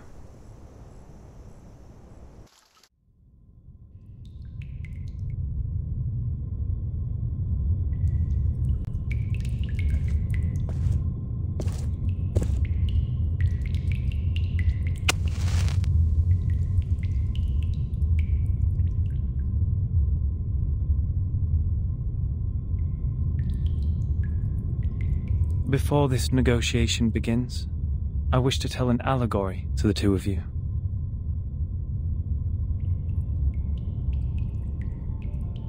A group of people were imprisoned in a cave. Behind them, there was a fire. Before them was a tall, solid wall. Their legs and necks were chained and fixed, so they were constrained to look nowhere but to gaze at the wall in front of them. When they dropped their eyes, they saw their own body. When they looked up, the flickering light of the fire fell over them, and they only saw the shadows of what was passing behind them. No one had lived one day outside the cave. The shadows cast on the wall all there was to be perceived as reality. They had no knowledge of the real world. One day, one of them escaped from the cave, walked into the light, and saw the true world with his own eyes for the first time. He saw or felt in the cave was nothing more than a mere shadow of the object's true form.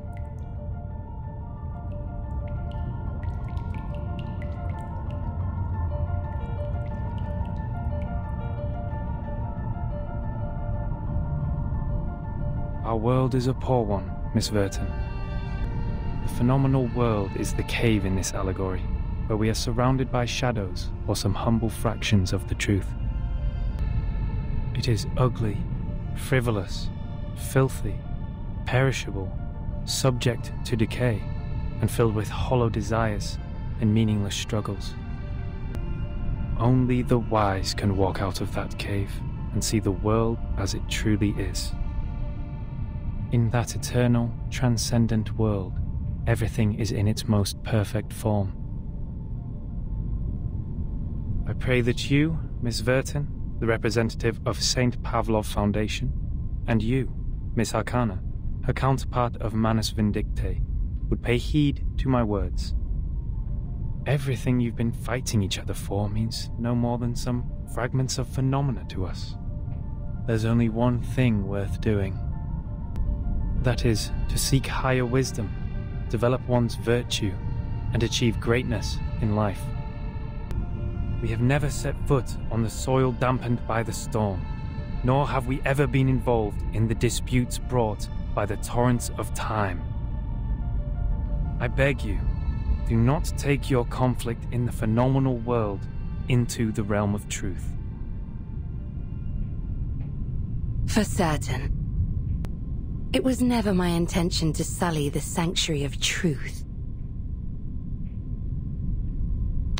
Then, To prevent a situation like this from happening again, I would like to ask you two to carve your names on these 2 stone bangles and drip a drop of your blood on each of them. Once the bracelet is put on, no one will be able to remove it. From now on, as long as you're on this island, none of your people will draw blood from one another.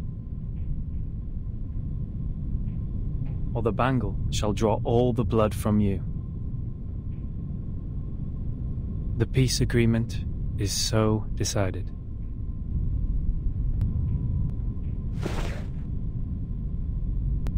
I appreciate that. I'll sign it.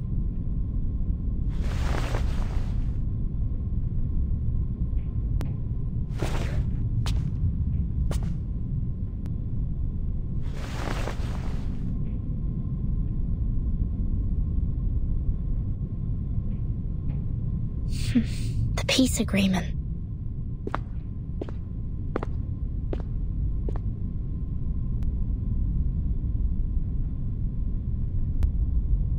Lady Vertin, we meet again. I wish the best to thy friend. She's doing well, thanks to you. You're most welcome. Thou shalt quench, for times hath changed. I would not wish to shed even a drop of Arcanist's blood in vain. But Schneider should be the victim of a merciless bullet?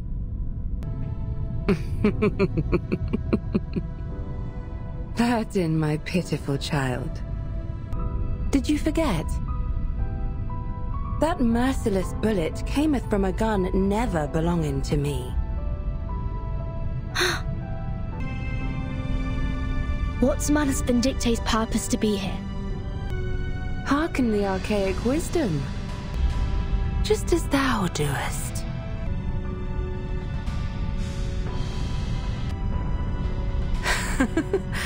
I am not surprised. I adore thy visage, Lady Vertin, emotionless in the storm.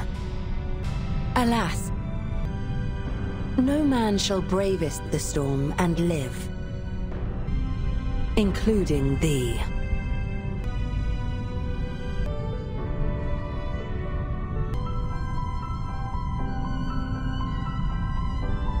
A wooden box in the Elitiaus base has my name on it.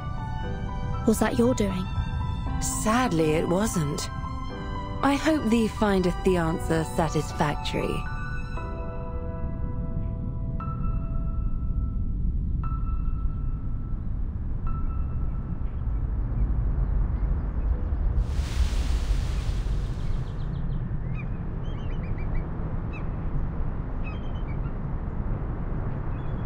It's burning.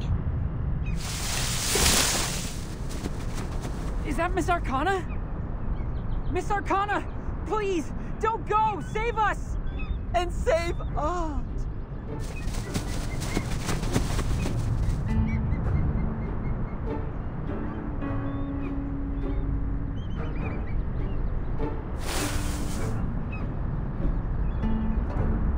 No!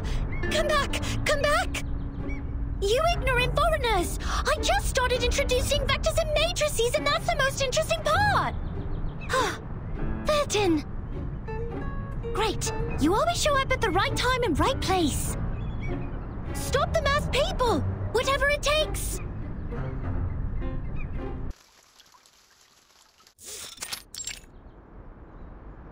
Congratulations, Miss Sonetto. You are the fastest learner of our doctrine among all the visitors in the past half-century. On behalf of all our writers, I award you this laurel wreath. No, I wouldn't have achieved this without your guidance. Those mathematics statements are really inspiring. I've learned a lot.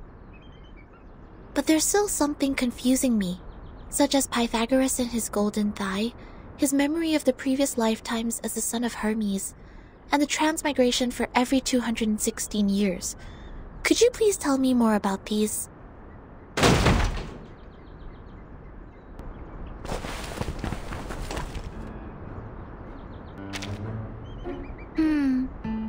Why would people fail to see the charm of the matrices? This is not right. I need to spend more time on teaching. Anyone! Anyone! Save us! Thus my journey of art is doomed to fail. I really don't want to study maths anymore. Help.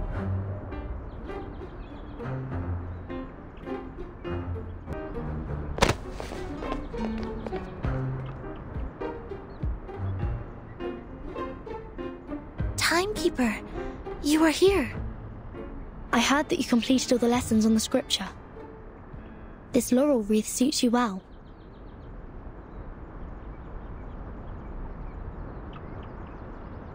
Timekeeper, I'm sorry. At the assembly, I failed to understand the arcanist's logic. It was but now I have... That was not your fault, Sonetto. It is now behind us. Timekeeper, I'm sorry. At the assembly, I failed to understand the arcanist's logic. It was totally different to the debates I have participated in. I need to tell you something more important. I've signed a peace agreement with Arcana, and the price of breaking it is... death. What?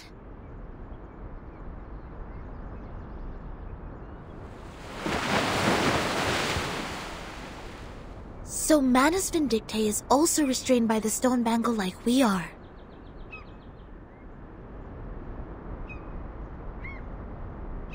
Yes, she put it on without hesitation. But I don't think her purpose would be as simple as hearkening the ancient wisdom.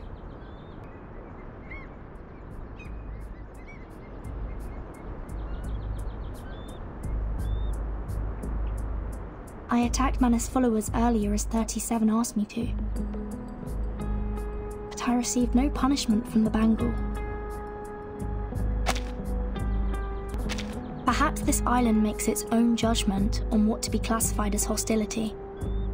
Like it has a mind of its own. Sonetto, do not report this to the headquarters before we figure out how the bangle works. After all, there are many other things to investigate on this island, other than Manus Vindictae. I see. I will contact Miss Druvis and Miss Moisson first and keep an eye on Arcana. Timekeeper, this island, the Manus' mask, and your suitcase are all immune to the storm. Does this mean we could collect more asymmetrical nuclide R samples? I tried to collect some samples last night in the outer region of the island, but the detecting device showed nothing. If we were to find out more, we have to go to the center area. What are you conspiring now? Do not poke the fire with swords, and do not jump over a crossbar. The assembly will not be held every time when there's a crime. Please take heed of my warning, and do not overstep the line. Learn a lesson from them.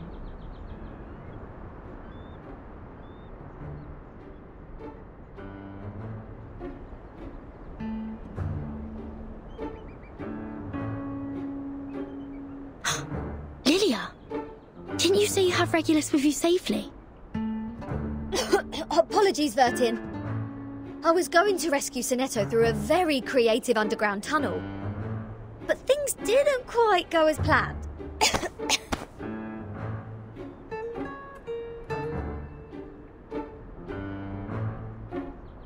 Not a bad innovation for a simple clap on the forehead.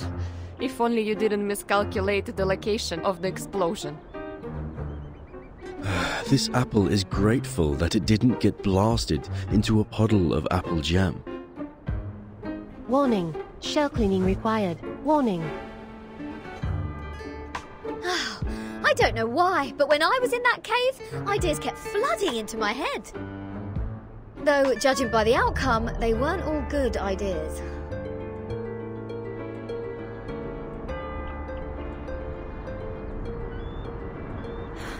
On a routine patrol, I found them trying to break into the cave.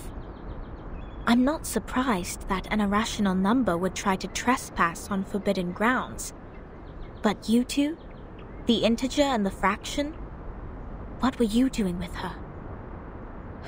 This is a serious crime.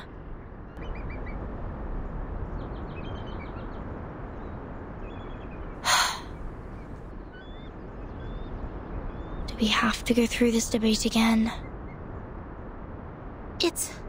It's okay, Timekeeper. I will defend Regulus.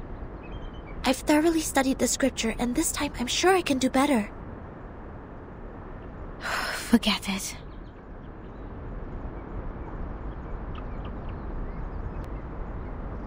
Forget it. It is unwise to waste time trying to understand an irrational number's motive. Besides, we should let the reckless take care of the least important matters. That's it. Regulus, you will come with me to clean the beach. Huh? Me? Again? Since you have too many floating points, words of discipline would not work on you. We would have suggested you study with the rest of the students here. Abstain from eating meat, bathe in cold water, rise with the Apollo star, study our doctrine, read the scripture aloud on the beach, so as to remove your floating points and purify your soul. What? I won't do any of that. But taking your peculiar character into consideration, I decided that some compulsory labor would be the better option.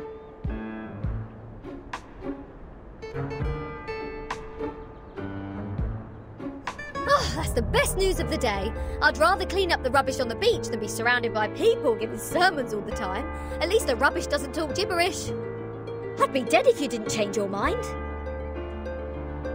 Regulus, studying the scripture is not that scary. They will teach you and guide you until you take full command. Just like taking lessons at school. Huh? Is that what schools are like? Haven't you been to a school, Regulus?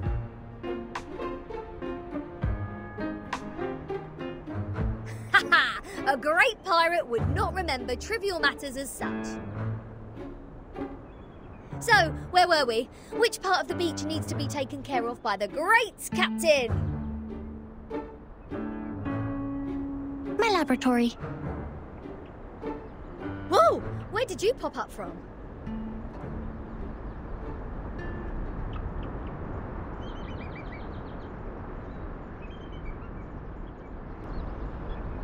"37. Aren't you supposed to preach to the visitors?" I've seen their numbers. A group of negative repeating infinite decimals. They will achieve nothing but to repeatedly step in the river of mistakes. I gave up on them. Fine. Those of you who are complicit in breaking into the cave will also be sent to labor. Sonetto and Lilia will come with me to patrol. Regulus, you can go clean the lab. As for Verton, you will assist 37 with her study of the emanation.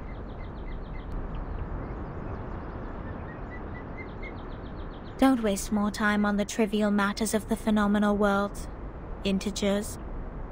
That was the sole reason you were on this island, was it not?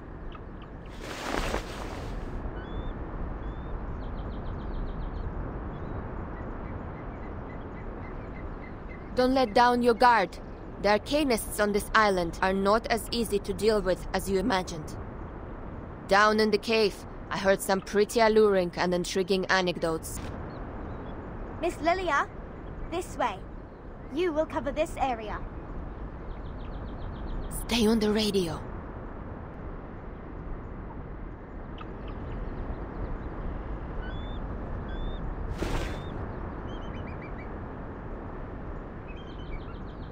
Don't worry, Timekeeper.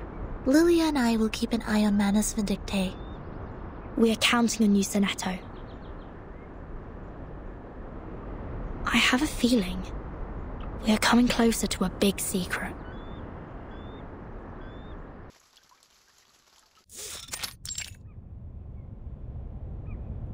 What? What am I looking at? So your so-called sacred project is this gigantic IDM computer?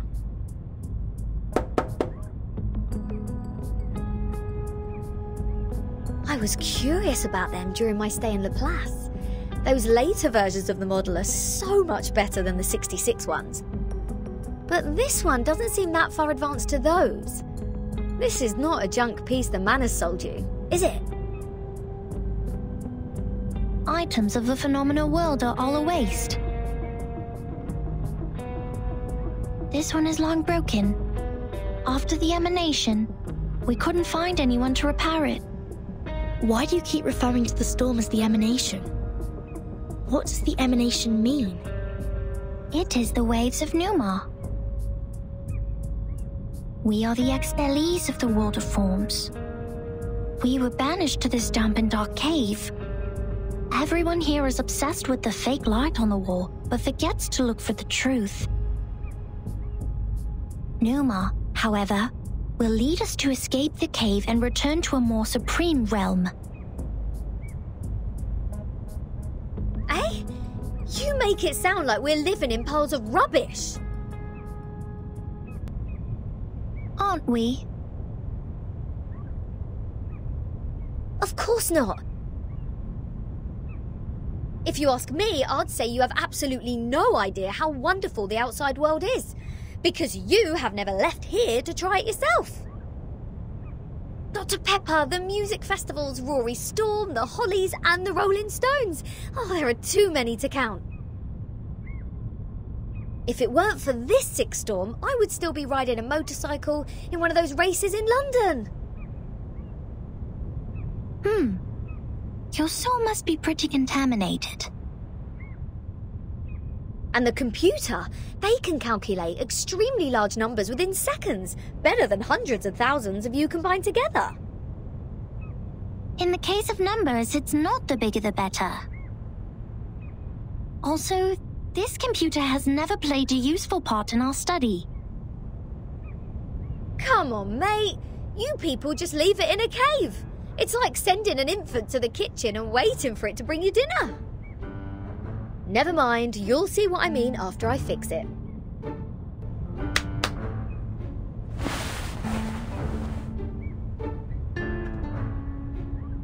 Can you fix an IDM Regulus? No, but I've seen the Laplace people do it. Shouldn't be too difficult, I assume. Oh, the dust! When was the last time you sent people down here to clean? Oh, some critters are nesting here. Oh, did I break into your party? Bertin, come give me a hand. They won't let me touch them.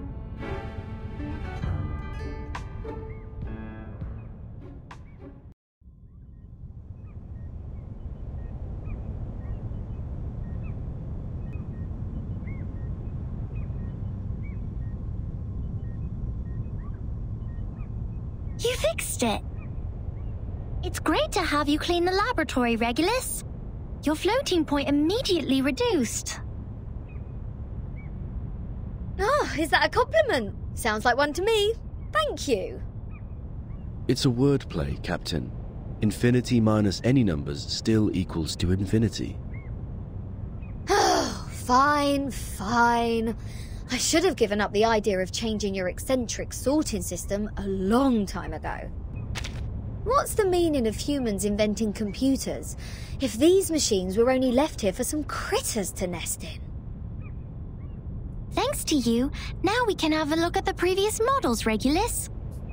But it's a pity since it only has the data before 2003. Everything in the past 4 years has gone missing.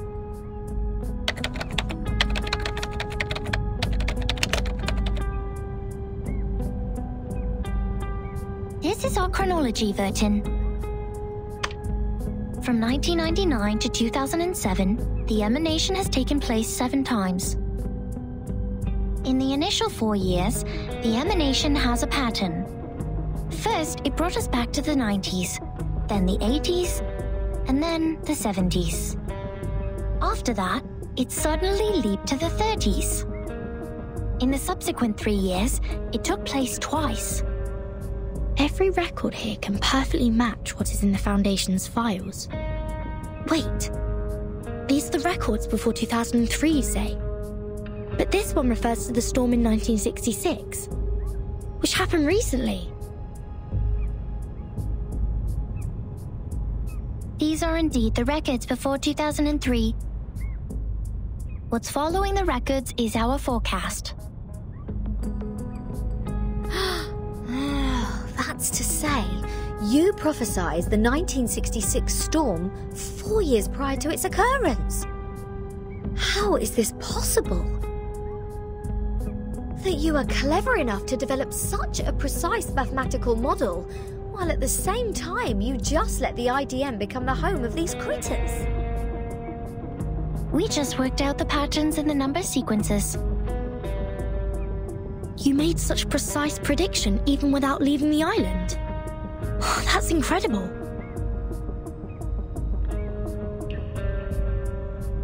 You don't need to go into a river to find out the pattern of its flow.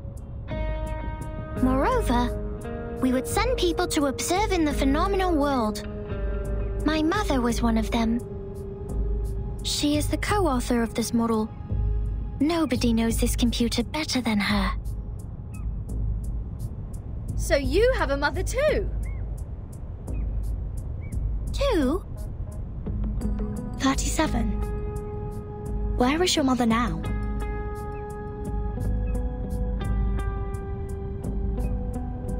Like many people, she was restored to her true form. Since then, I took over this laboratory. The form, you said? 37?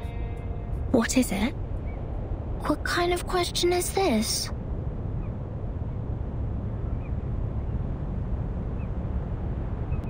The form, or the essence, is what's left of you after all the fakeness has been peeled off.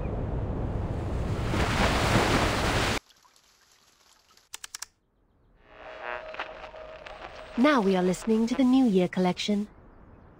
The world-famous painting Mona Lisa was found and returned to Musée du Louvre in the afternoon of December 13th. The U.S. Congress passed the Federal Reserve Act on December 23rd, formally establishing the Federal Reserve System.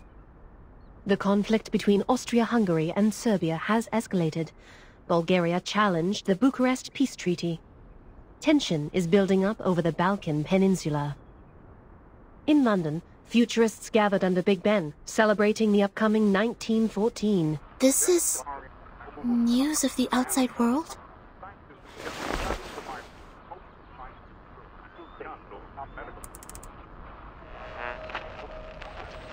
What about on your side?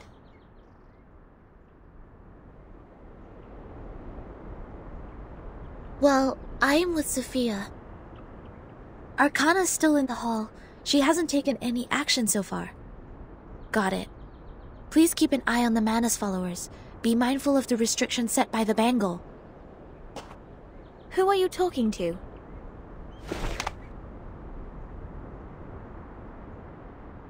Just checking up on Lilia. Please stay vigilant during the patrol. This is the last place we need to check.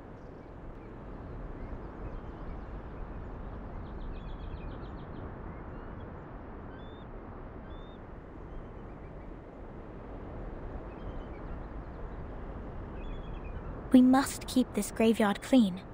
Our dead deserve to be left in peace and undisturbed by the phenomenal world.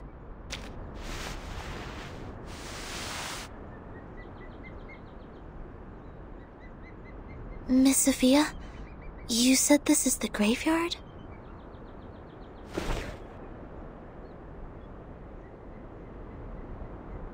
Yes, the Geometry Graveyard it is called. 4 years ago, my father was restored to a geometric body on his way back to the island. So was 37's mother, who was also on that ship.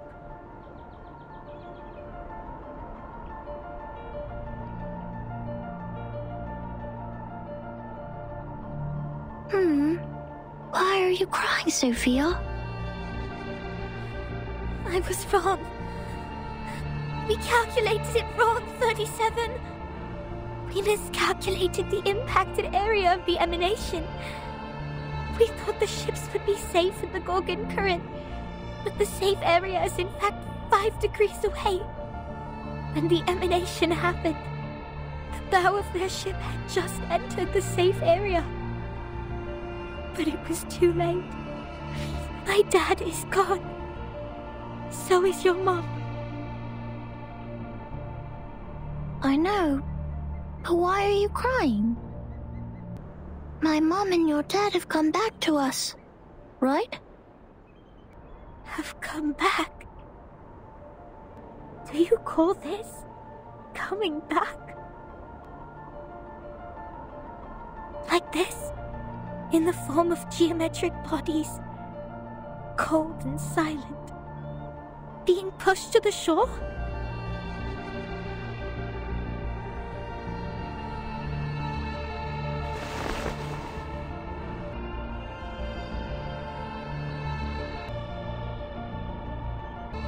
No, they have gone somewhere further. Look at them. These geometric bodies. How pure and how elegant. I've never seen such perfect geometric bodies before.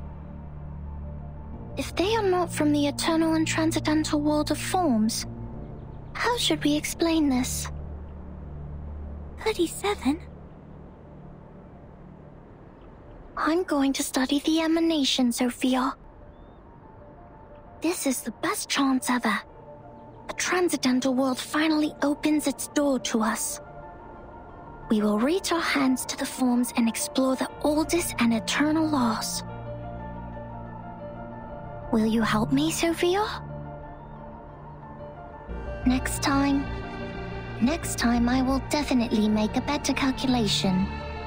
I promise.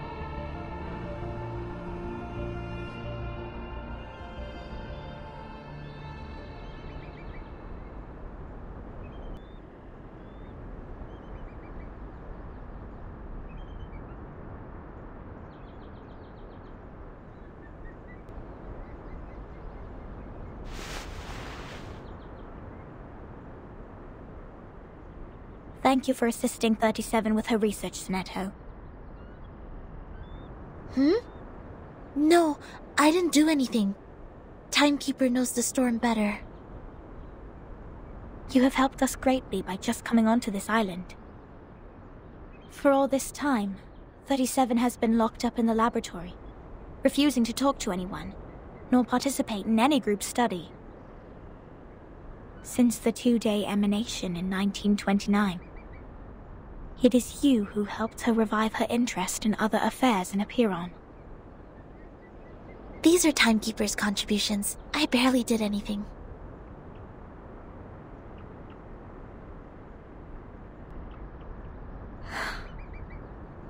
I can't help 37. Because I don't see the charm of numbers.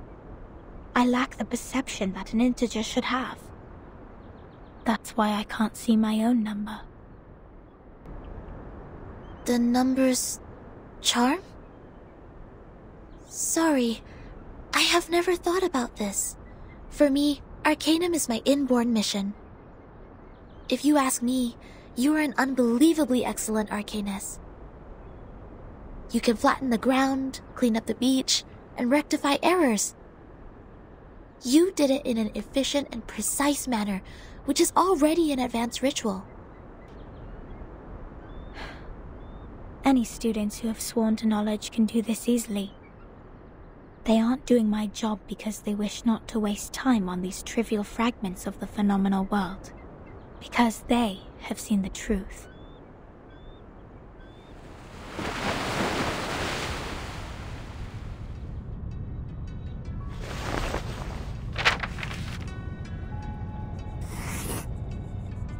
The phenomenal world is never complete.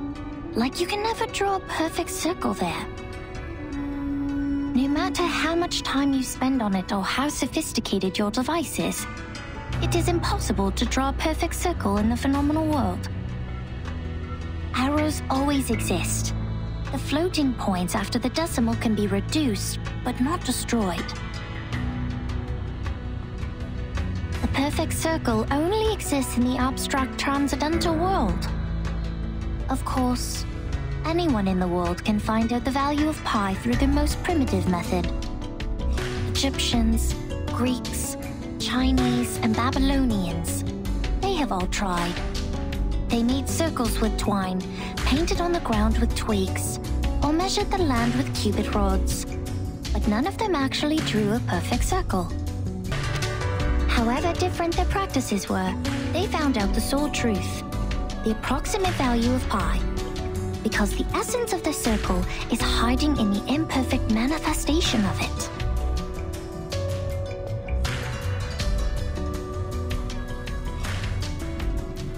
This is the truth. It is eternal, unchanged, pure, and transcendent. Anyone can reach out to it at any time, in any place, by any means, and everyone will get the same answer from it. The forms transcend all matters.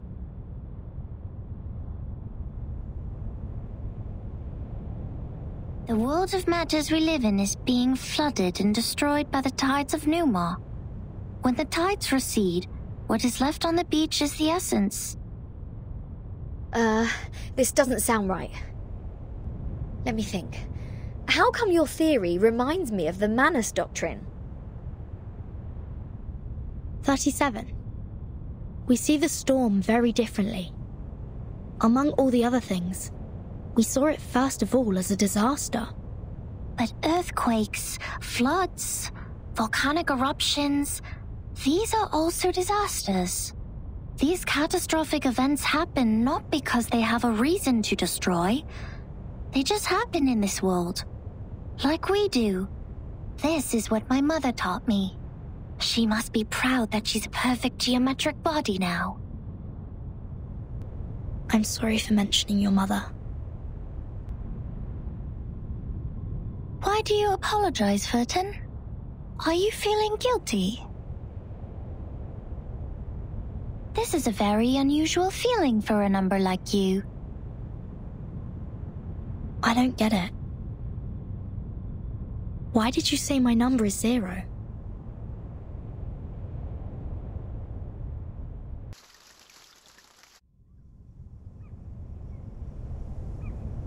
I just saw it. The numbers of everything and every being would just emerge in front of me. I see it, and I speak it out loud. That's it. 210 told me numbers imply our fate. Don't believe him, Verton. Numbers are just numbers. I know nothing about fate. Fine. I don't think I like 210. And the feeling goes both ways for us. Because I once said he is a poor number. 210 equals 2 times 3 times 5 times 7. He is the product of all prime numbers between 1 and 10. Looks like he has it all, but he doesn't have any real forte. He likes to sugarcoat himself with metaphors. Only those with a flawed essence would adore the trickery of words. This is indeed an extreme comment. And 6 is no better. Every leader of a Piron has been a 6. 6 is the perfect number since it equals the sum of all its proper divisors. 1 plus 2 plus 3 equals 6. But this number has been overrated. He's not that special. What about your number? What does 37 mean? I don't know.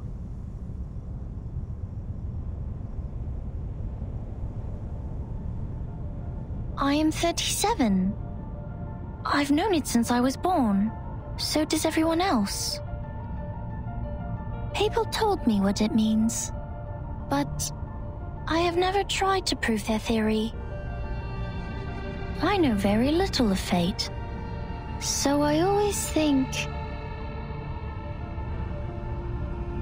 Even if I find out their essences, does it mean I have known them better?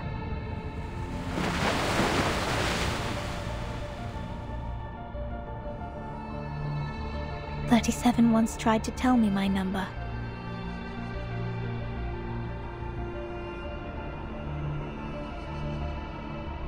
She wrote it down and put it into a bottle, but I couldn't get up the courage to open it. I didn't want to know.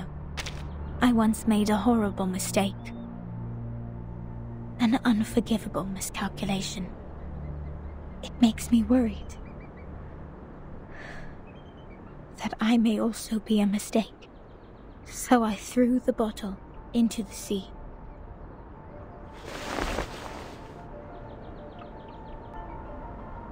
This is how 37 is different from us. We are all prisoners of that cave. Only the wise one can find her way out of the cave and return to rescue the rest of us. I'm the ignorant prisoner who sits, and she's the wise one who returns.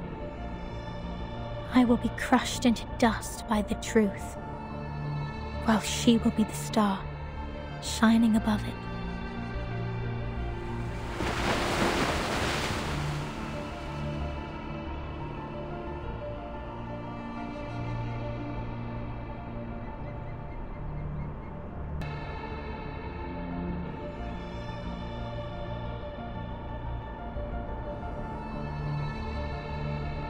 The truth is like the stars in the night sky. Beautiful, but cold. It has been there long before my existence, and will stay that way long after I'm gone. It sheds no tears for the weak, nor laments the tragic fate. It's forever bright, and always moving forward. The person who avoids the truth is not qualified to study it.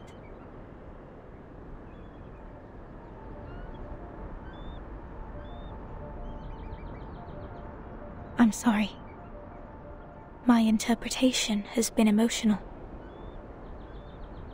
No. I think I kind of know how you feel, Miss Sophia. However unworthy you think you are, there must be something we can do. Maybe we can't reach the core of the truth, but we can clean up the path to it for the future explorers.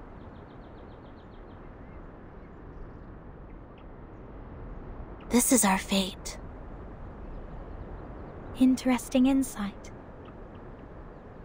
I have come to understand why 37 likes you so much. Let us go back to work then. Start from dusting the tombstones.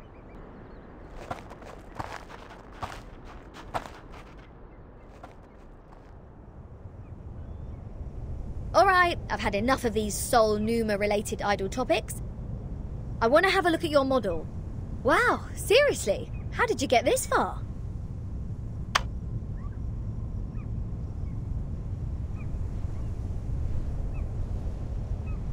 This model has been proven wrong. For 4 whole years we had been optimizing it. But the emanation in 1929 only lasted for 2 days, which means our calculation was entirely a failure. That model is just like this computer. It's a piece of junk. And this is all I can present to you.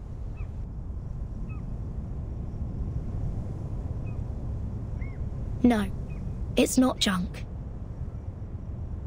I think I know why your model didn't work. What? Manus Vindictae has changed history.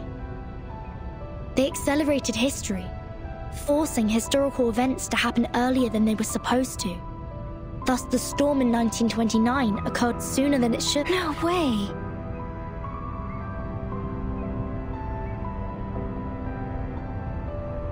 Controlling the emanation.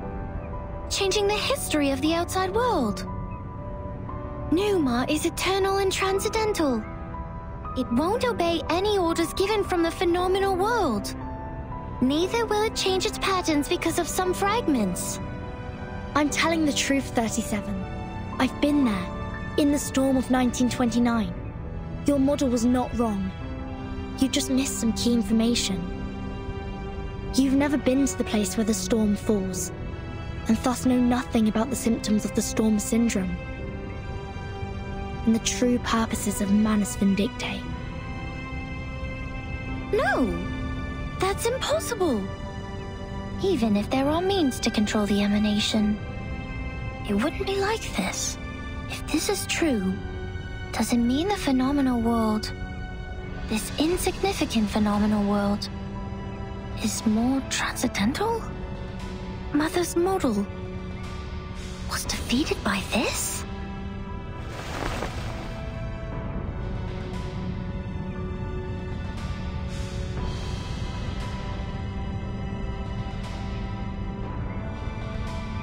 Vertin, could you give us proof?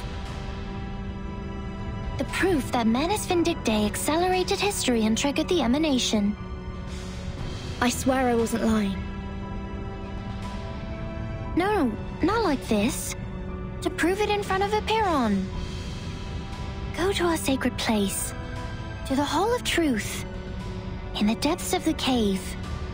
There, everyone can see the essence of the world. I beg you, give them your proof, just like how we submit the proof of our soul number.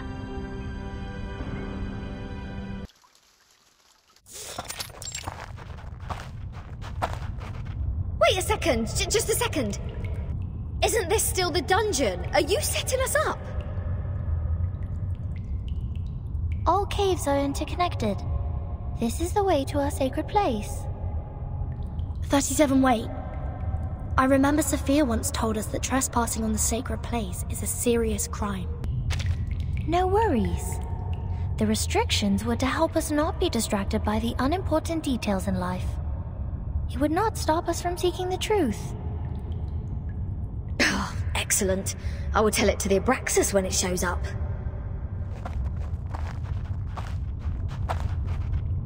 Huh?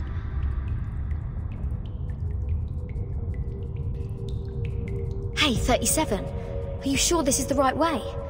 My heart just sank as if I took a bite of those overnight potato chips. Are you scared?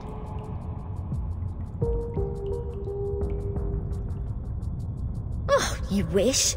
But when I was exploring underground with Lilia earlier, we ran into some fog like this one. Oh, it doesn't bring you any wanted guess, mind you. Maybe you were their target because you are an irrational number. Oh, is that so? You integers will be fine then. Good luck. Don't beg this pirate for help later. Hold that. Something is coming out.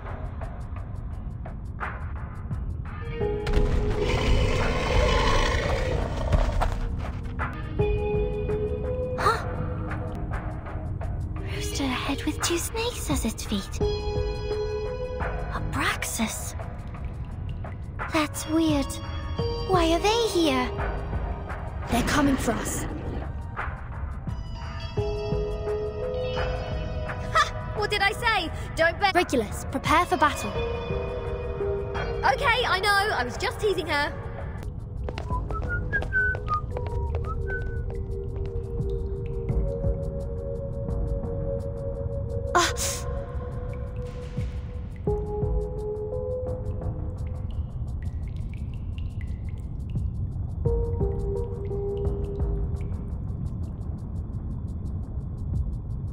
The stone bangle is activated.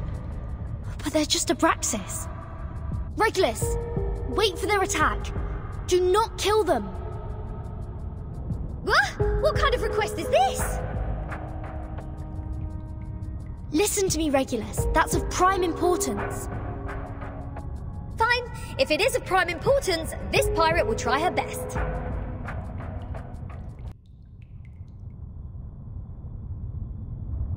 That's it. I still have 10 more songs to play. These are not the same kind of Abraxas as we've encountered before. Do they have different varieties? Wait, where is Miss 37? Hey! Come on, keep up! Did she just take off like that while we fought? Sneaky little... We should leave too, Vertin!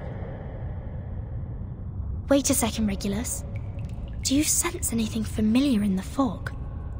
Uh-huh, you bet. This is the first guest room we were put in when we first entered the island. No, Captain. This apple has the same strange feeling. We saw the rise of Ceres in the same kind of fog. And before that... That's the same fog as in the Elitial space. That is to say...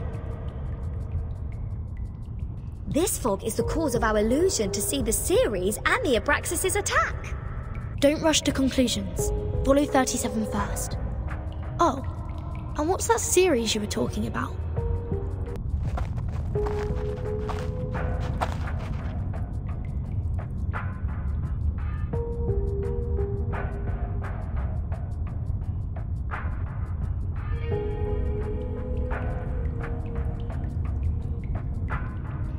I just picked up a piece of paper.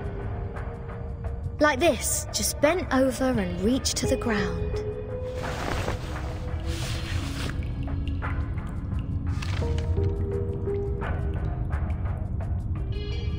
What book is it? Oh, probably just some math problems left from the critter's breakfast. You never know. Wait, the compound of alchemy. The 12 gates leading to the discovery of the Philosopher's Stone. This is that alchemy handbook given to Edward IV by George Ripley. Why is it here? Look at this, Captain. Of the Great Stone of the Ancients by Basil Valentine. The 112 books by Geber. Emerald's tablet in Latin.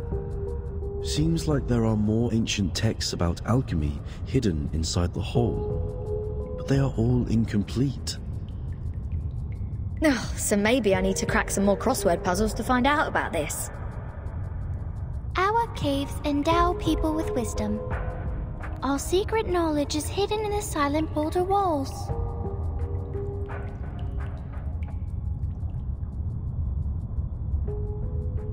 The knowledge in those books is just a drop in the ocean. Follow me, Regulus.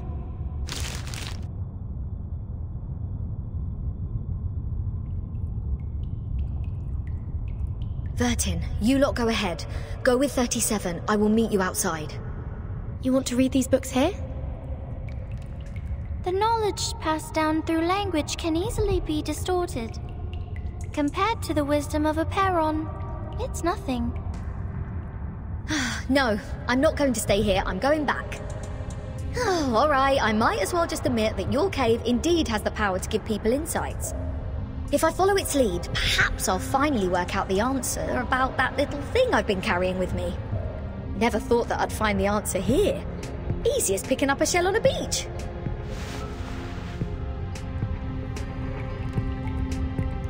What? You don't want to get closer to the truth? Oh, of course I do. And that's precisely why I don't want to get to it so easily. I don't want it to be fed into my brain. Come on, it's the ultimate truth that we're talking about. If someone just tells me the ending of Lord of the Flies before I enjoy the book, I will throw them into the sea as you people do. Oh.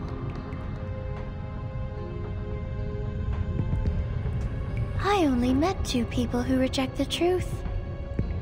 So this is the mindset of irrational numbers. I see. Thank you for being my subject of observation, Regulus.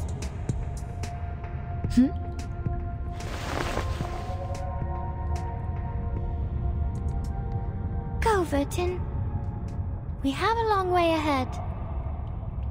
Be careful, Regulus. Don't worry, I know this place well enough by now. After all, I've never been so welcomed in any other place ever. Critters, monsters, creatures with strange heads. Do you worse. This pirate is not afraid of you.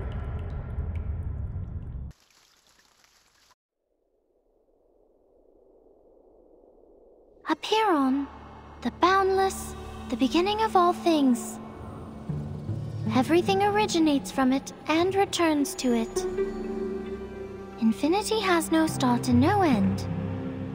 But nothing would come into existence if there's only infinity. Look up there, Vertin.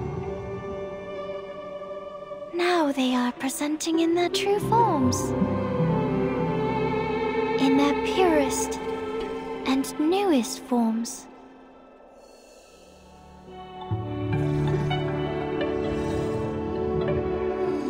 Our world was born from the wounds on infinity. When it's cut by finity, the patterns of the cutting are what we call mathematics. Thus, the essences of numbers exist inside all beings, and the patterns of all numbers exist in all matters. The length of a butterfly's wings and its body are in golden ratio, and the plant leaves grow on their stems in the pattern of the Fibonacci spiral. This is the most primitive rhythm of Arcanum, and it is also the beginning of our extraordinary study. This is the essence. And how do I submit my proof? Close your eyes, Vertin. Only when your eyes are closed will your mind open up. Now, stay fully concentrated and recall the question you want to verify. Only in the absolute contemplation can truth reveal itself to you.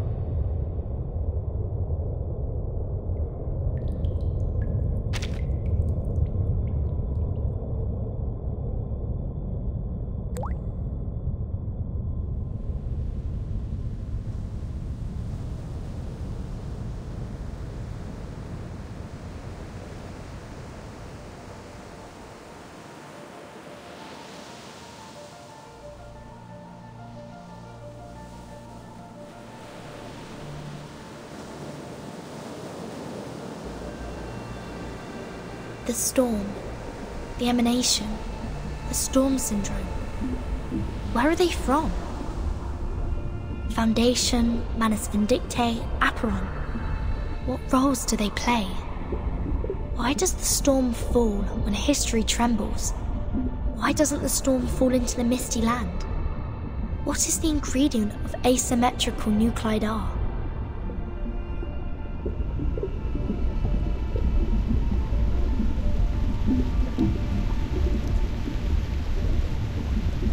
The world is a dark underground labyrinth. But Numa can guide us to go beyond all things and reach the exit. Vertin, can you see it?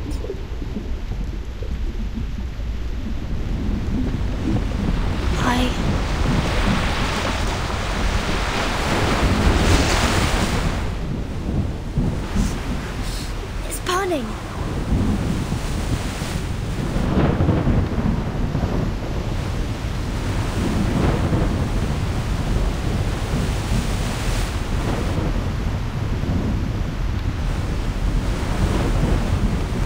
What's going on? Is somebody fighting with a Manus now? What's happening outside the cave? Vertin, why are you straying? The meditation goes beyond control. You will be thrown out of here. This would be a foolish mistake. The repair on this is...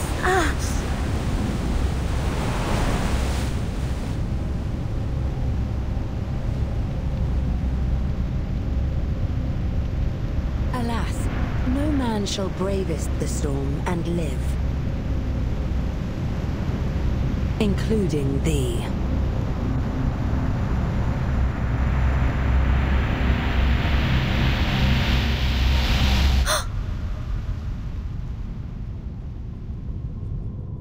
"37! 37!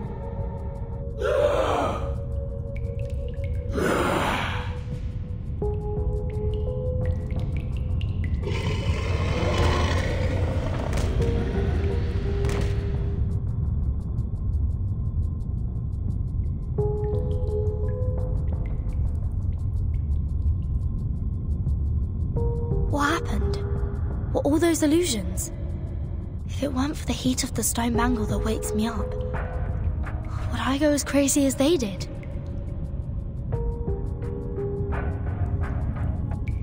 This stone reminds me of the spinning wheel. The collector of asymmetric nuclei are. If the reagent turns gold after reacting with the fog here, that means the fog contains elements that can be immune to the storm.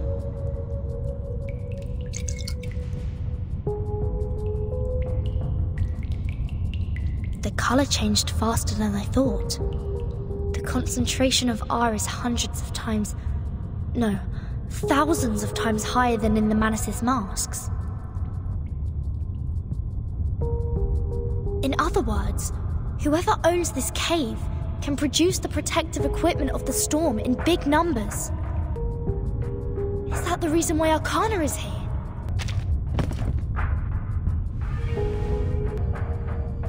Oh, Mother, our model. Has it failed? Has it failed? I need to take 37 out of here.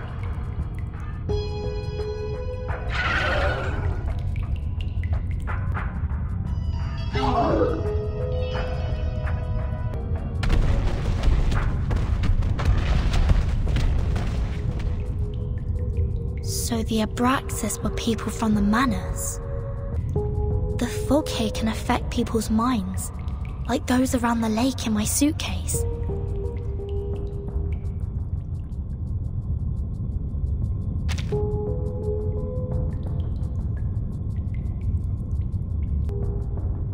Have the Manus found a way to launch attacks without being punished by the bangle? Or don't they care about the price they will be paying anymore?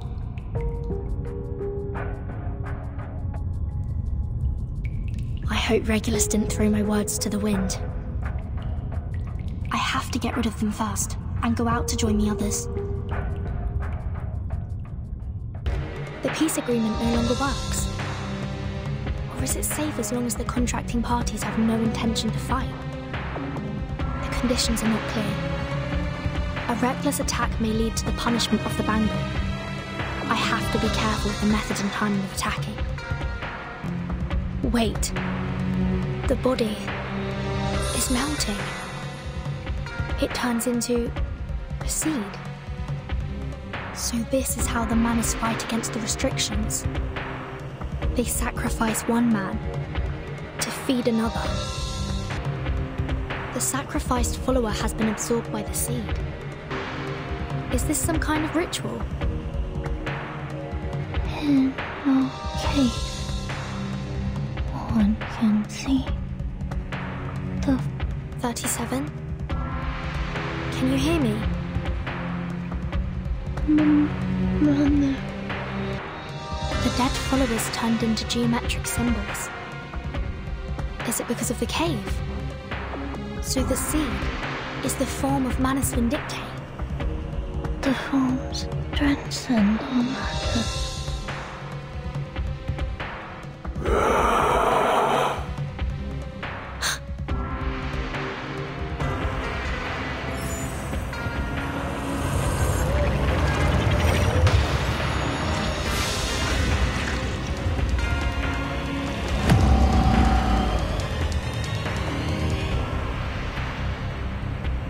Things are not as simple as I thought.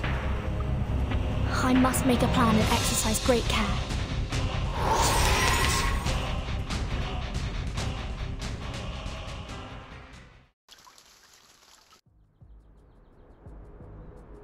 Vertin, finally!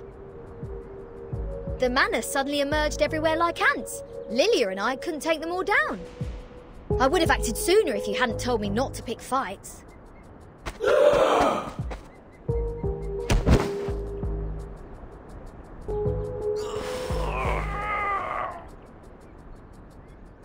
Bleen, all they want is to attack, even if their blood will be sucked out. Insane!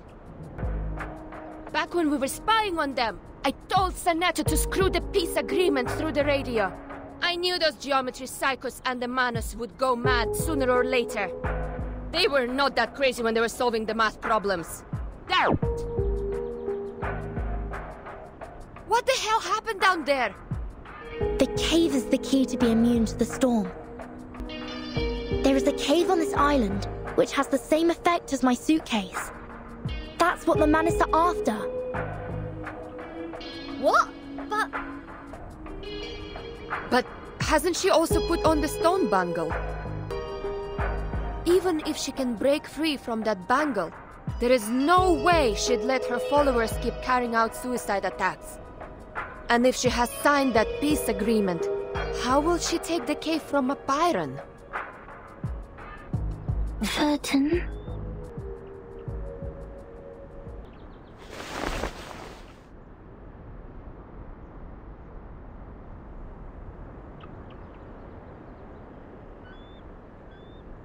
What's that?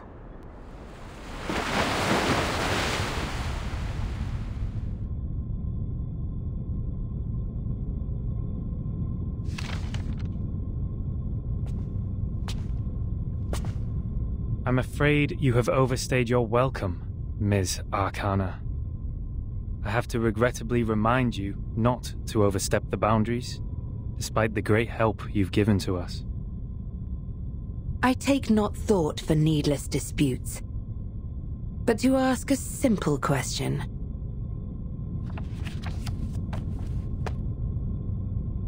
The great philosophers, ye seek the ancient wisdom, follow the sage's teaching, and pursue the noble virtues. You are separated from the world for thousands of years, and you have not gained the human's understanding, nor have you sought for it. I find pleasure in this allegory of the cave. However, hast this been unto thee? That too led us to the exile in this cave.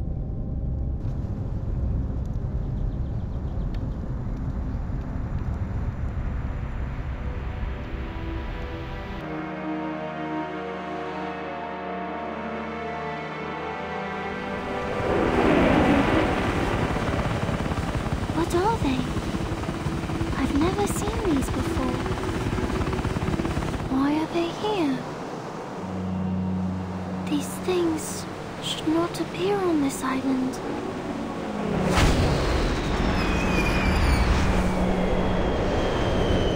No! 97, no!